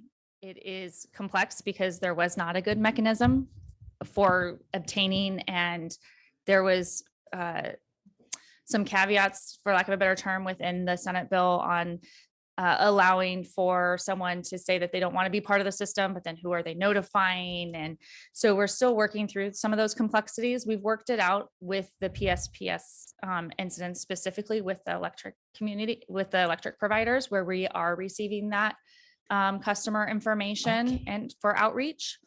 But in terms of larger other types of incidents, we're still working through that memorandum of understanding to share that information and the mechanisms of how that works. There's just a lot of complexities in how their data is stored, and then some of the complexities of opting out and those types of things. So it's being worked on. I'm hopeful that we'll have it soon. That's excuse me, exciting to hear, because we are her home county, and it would be nice if we could be the first to actually implement that And I do program. not know of a county who has accomplished this yet. It's still, many of us are working together to move it forward. And then I had one final question, and that may be for Chief Hartwig. When we have the consolidated coordinated dispatch, will we still have separate noticing for the cities that and cities like, say, Lompoc, that has its own fire and own police? Madam Chair, our goal in the Consolidated Dispatch Center, and it's something that I'll take back to the committee. We have a joint executive committee and a joint operations committee at this meeting now. That the goal is to consolidate and to streamline as many communications as possible. Where it's going to be a little tricky is if you have a city dispatch for police and then you have a regional fire dispatch center. That might be a little bit tricky, but minimizing those interactions back and forth, I think, is our goal, certainly. And then anything we can do to continue to keep the relationship between sheriff, OEM, and fire, and then streamline everybody else, I think would be ideal. Great, thank you very much. Madam Chair, Madam Clerk, do we have any members of the public who'd like to speak on this matter? Chair Hartman and members of the board, we have no request to speak on this item. Okay, back to the board. Final call for any questions, and if none, then a motion to receive and file. I'll make that motion, receive and file this report. Second. And all in favor say aye.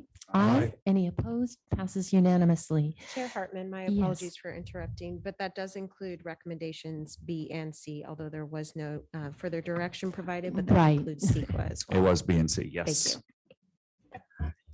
All right, I think now is time for lunch, so, or closed sessions. So County Council, what are we going to do in closed session?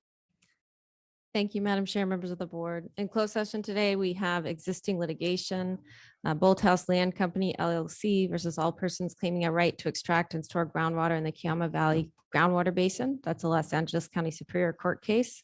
We also have public employee appointment under Government Code Section 54957 for interim director of public health. conference with labor negotiators under Government Code 54957.6, employee organization, all bargaining units, unrepresented employees, managers, and executives. The agency representatives are CEO Mona Miyasato and Human Resources Director Maria Elena de Guevara. We also have one case of anticipated litigation, significant exposure to civil litigation, one case based on facts and circumstances. Those facts and circumstances are contained in the agenda, but it's alleging a violation of Government Code Section 54913.4. And I believe the time estimate is an hour. So we'll be back about 1:30.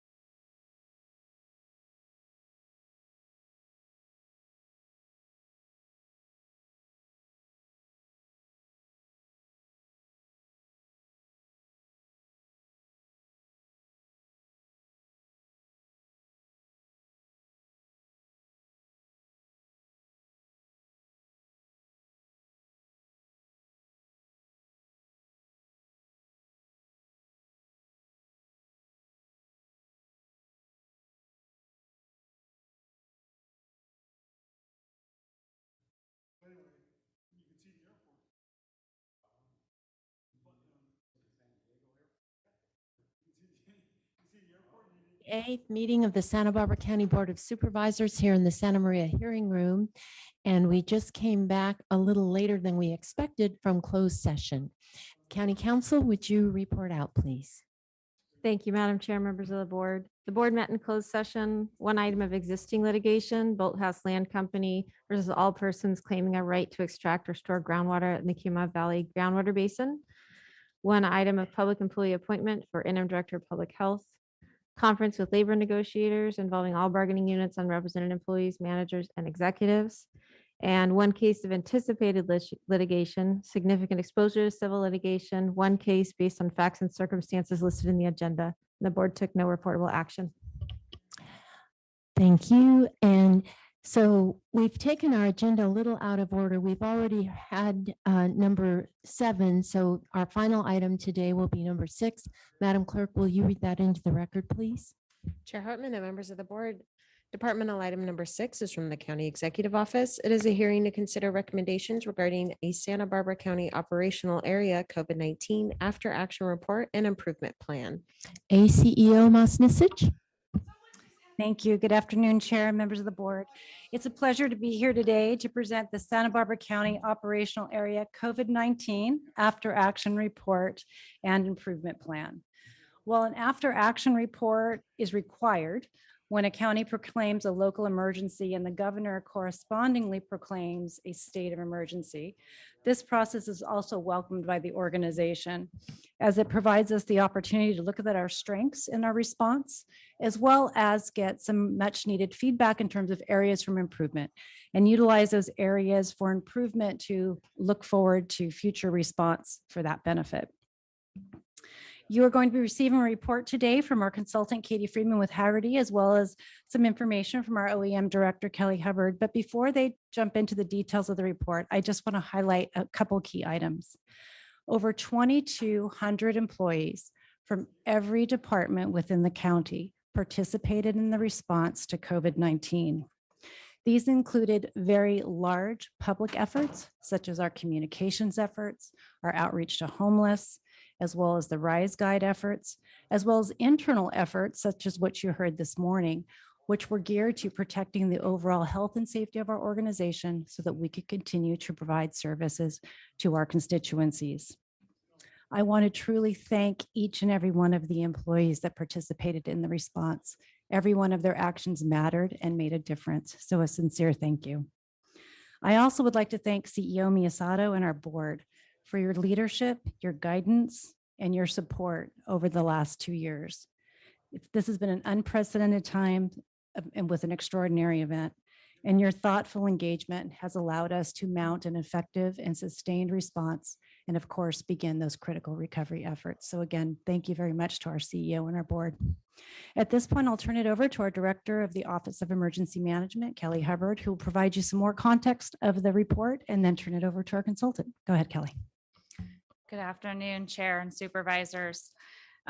This after action report, it's important to note that this reflects only the county's Emergency Operations Center support and coordination with public health in response to a unique and ongoing incident period. That includes the various leadership structures that reflected collaborative concepts between the CEO's office, Office of Emergency Management, Public Health, Sheriff, Fire, County Council, and many other departments. Many of the leadership structures that we used throughout this incident, very significantly long incident, are reflected on page 37 of the after action report and goes into some of those details.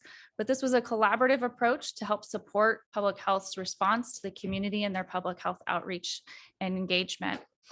It also includes the county's efforts to ensure continuity of governance and services while protecting staff and the public information, and community recovery efforts.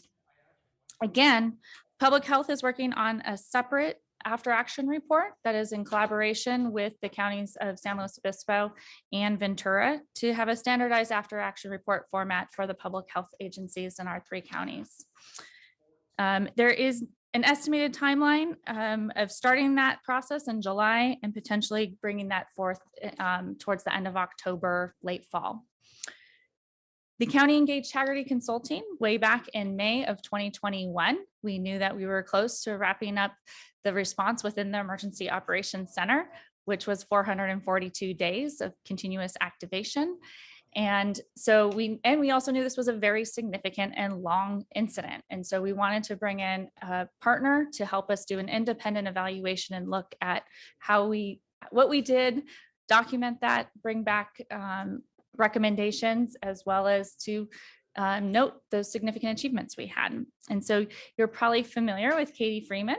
She's done previous after actions for this county, including the Refugio oil spill and the Thomas Fire 1-9 event.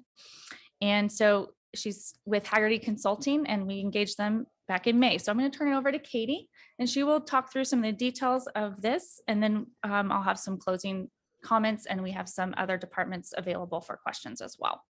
Katie?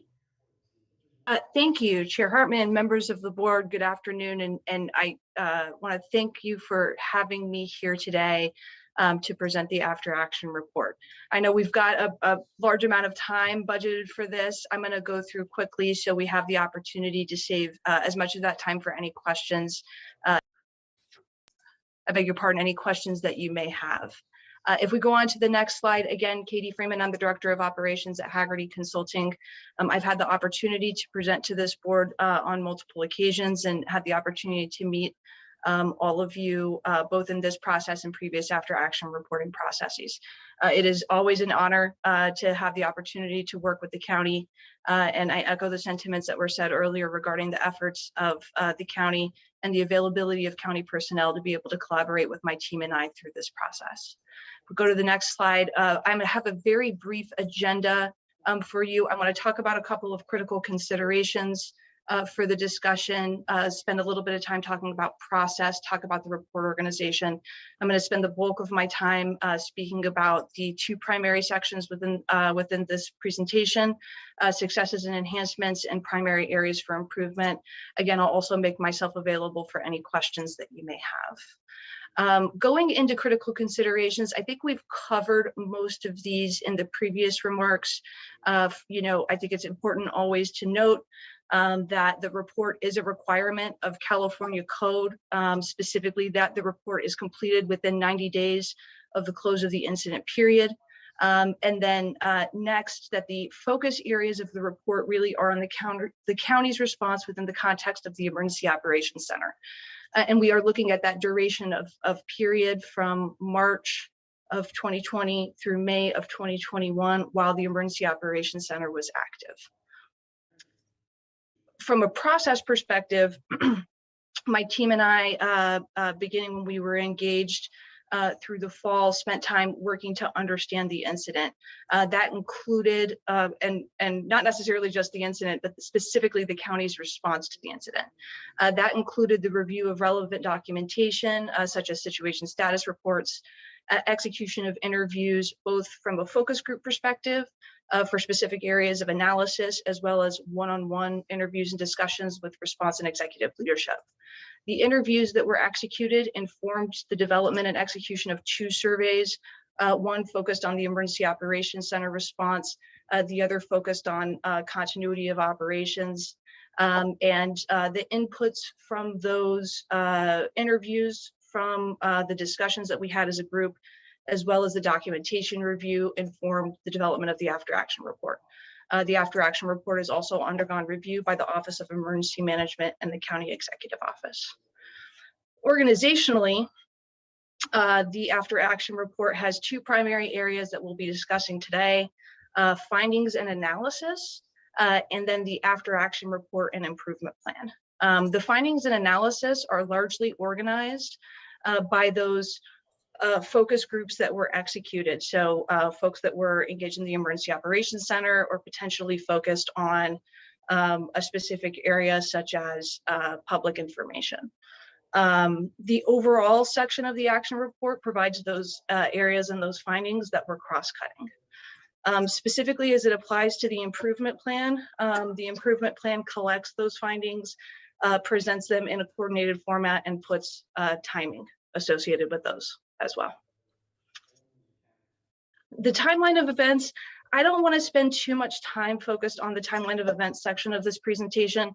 I think that there are a couple of things that are notable, and I want to put myself on camera mute. I apologize for that.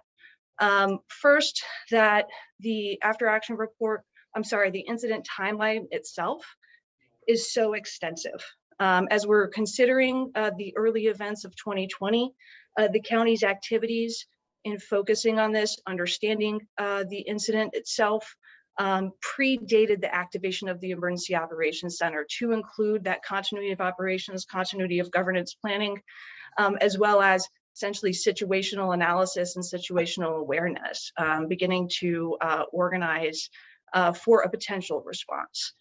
The other thing that's notable during this period that I'd like to make note of is that early focus of recovery, establishing the Reopening and Safe Environment Task Force and engaging stakeholders to provide resources to facilitate economic recovery and business recovery. Next, as we're getting into the extended period of response in 2020, I think, again, really the emphasis here being on foresight, the foresight of the county as it applied to specifically to vaccination planning as the vaccine was becoming available and the first doses, prior to the first doses being available in the state of California. And then finally, looking at the timeline as we're into 2021, obviously there was so much of the focus during this period that was in those vaccination efforts. Notably here, I think that the call center activation is phenomenally notable. We'll talk about this a little bit more later, but reactivating that infrastructure to support the vaccination operation, to focus on the vaccination operation, including answering questions and supporting the registration process for those that needed assistance.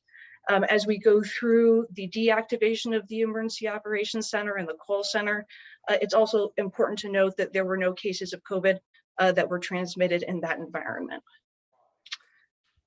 On slide 10, the statistics here speak for themselves. The numbers really do speak to a whole of county effort and the massive effort that was required to support response.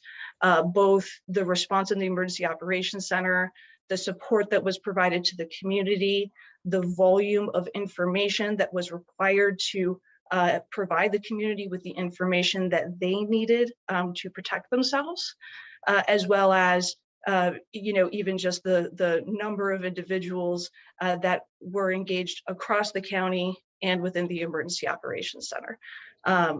All of this presents really just a fraction of that information. This data is current as of August 30, 2021.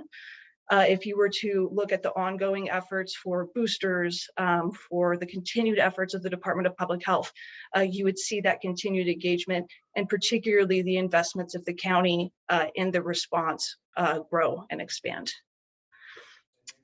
As we get into successes and enhancements, structurally, the way that for those that have been a part of my previous reports, you'll know that even when we're talking about strengths, there are always opportunities to continue to enhance those.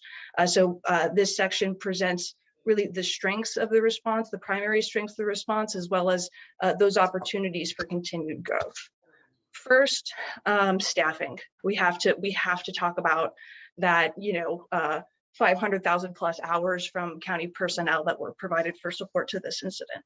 I compare this and contrast this on the right-hand side of the slide with the Thomas Fire incident.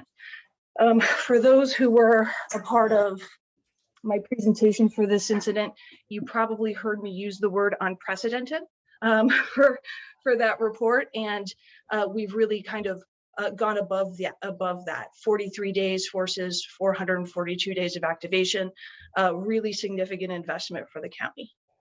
Here, as we're contemplating and focusing on strengths, first, that human resources liaison position in the Emergency Operations Center really did provide an opportunity for the Emergency Operations Center to continue. Excuse me, I need to take a drink of water. I apologize.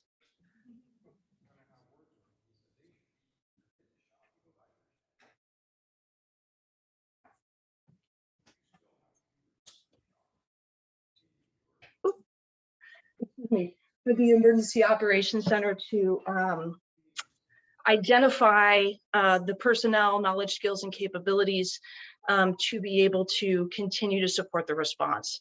And I think that's particularly notable when you continue the number of personnel that were engaged and the requirements associated with that. The disaster service worker portal, also a critical component of that, allowing the county to, leverage knowledge, skills, and capabilities, understand those, and pull those into the response as necessary. The enhancement here, first and foremost, specifically looking at different ways the county can expand available resources to address employee burnout and mental health during incident activations. I think particularly these long-term incident activations.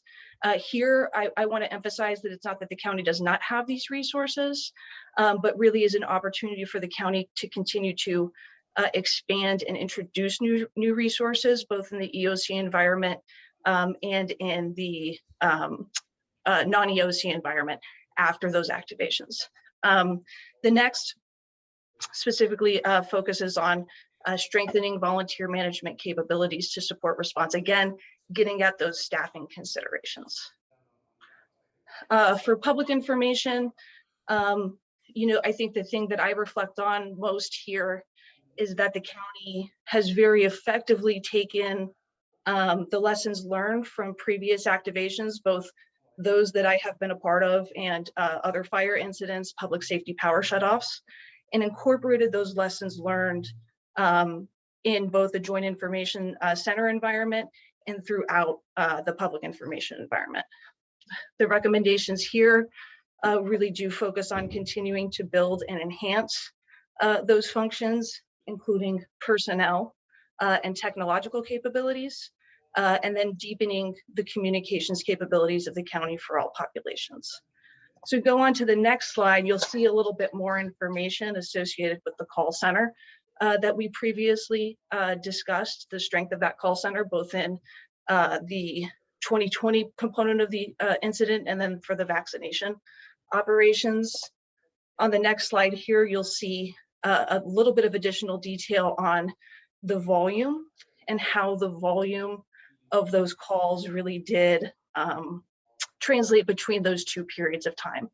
It's also important to note that this data is for the EOC call center and does not include the additional volume of calls and support that was provided through 211. Finally, cost recovery. The county very early focused on cost recovery, again, taking lessons learned from previous incidents and incorporating those lessons learned into early activation, establishing new work groups and partnerships to be able to address cost recovery, including the evolving funding streams that were coming from state and federal partners associated with the incident.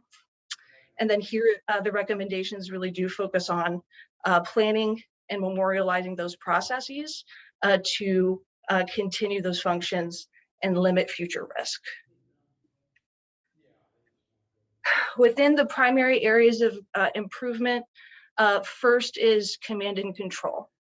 I will say that the county has consistently, very effectively used multi-agency coordination structures and concepts to support response.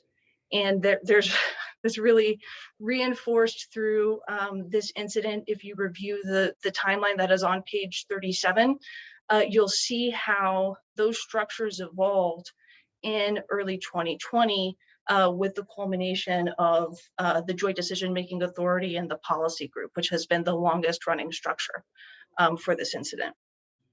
As the county considers the recommendations here, what we're focusing on is really memorializing those concepts and formalizing those concepts so they can be trained upon and used in future planning efforts.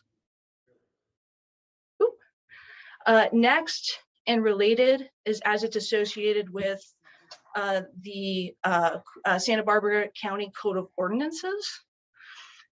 Here, I think, as we're considering the recommendations, it's not that the county did not use the structures or have the approvals for the different policymaking groups that existed.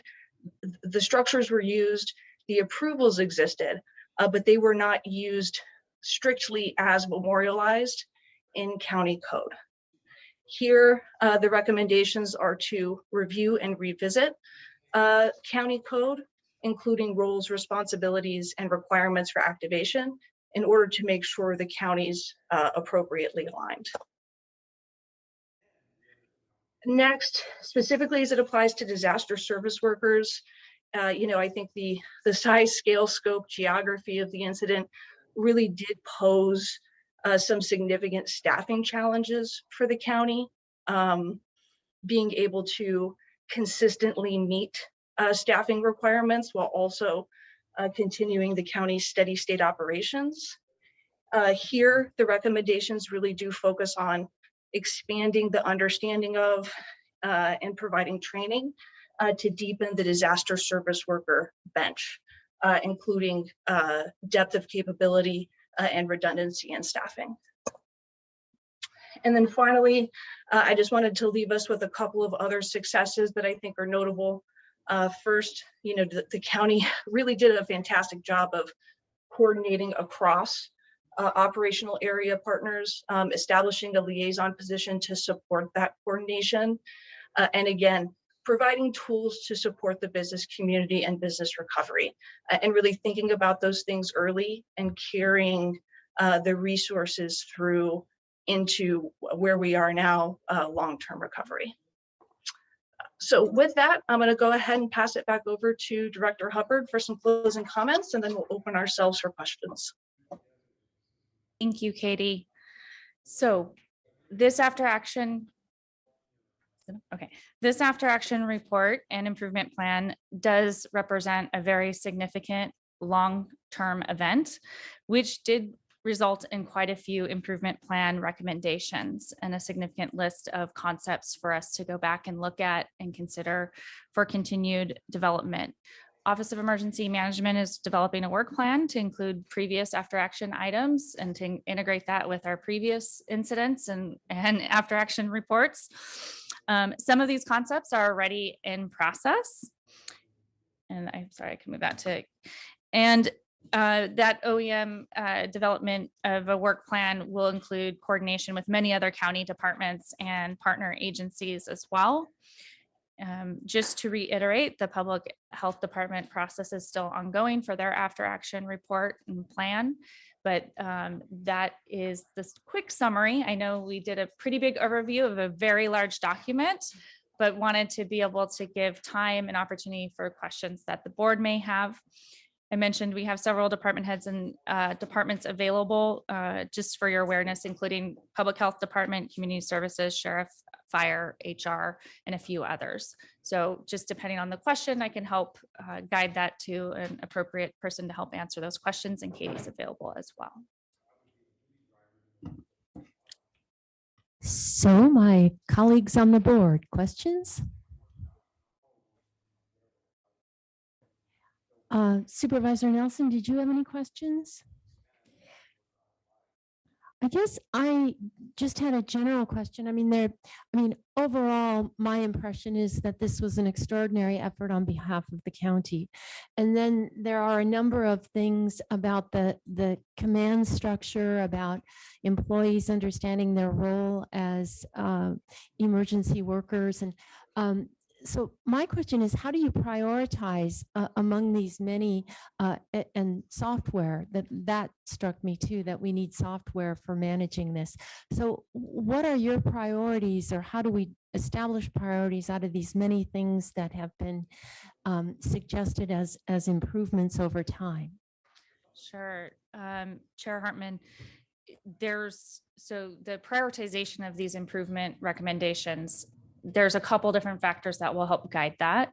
I think one factor is the fact that we still have some improvement opportunities from previous after action reports. And so combining those, creating an overall view of what those concepts are, and then prioritizing both based on concepts such as ARPA funding, whether there's some funding to help support some of those concepts moving forward. We do have several of these implementation concepts, such as the incident software, some funding to work on the the code and operational area agreement. Some of those concepts will move forward because we have some funding available to help support those efforts. But also, basically, I'll be looking to put together a recommendation to the CEO's office for how we move those forward. Some of them will be, some of the influences outside of funding will be availability of staff, specific types of expertise that may be needed.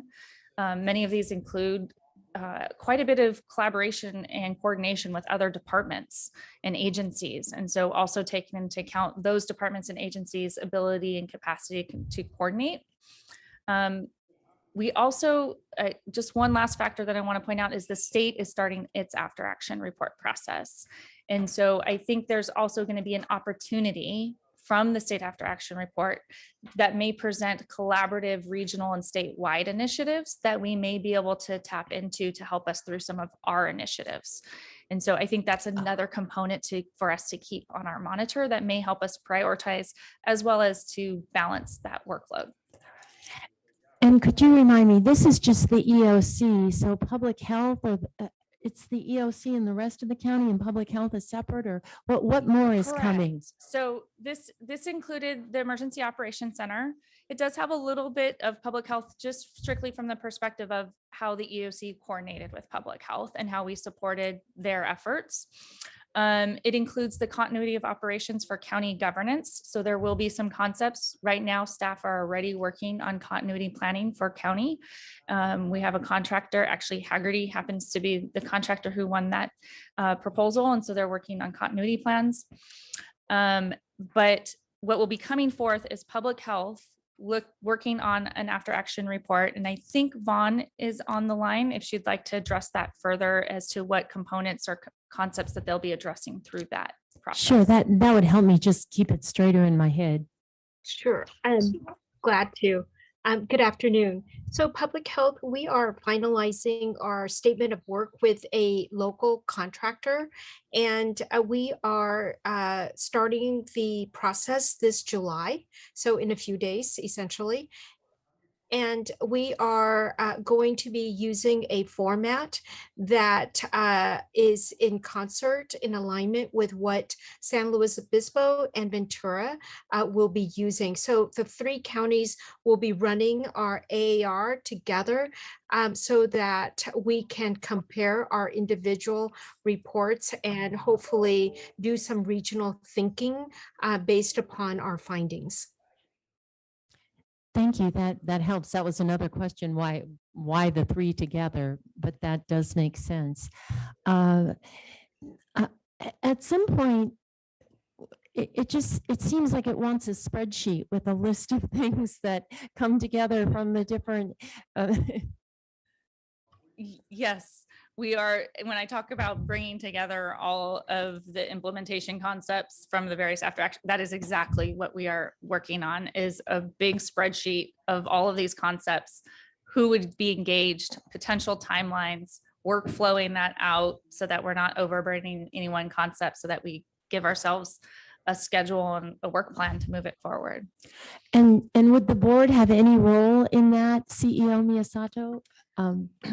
Supervisors, I think that once we look at what's overlapping and just, I can't emphasize enough, thank you to Haggerty, because in all their reports, they do an implementation plan at the end. It's one of the appendices that we have, and it talks about short-term, long-term, medium-term. So that helps guide our focus and direction as well.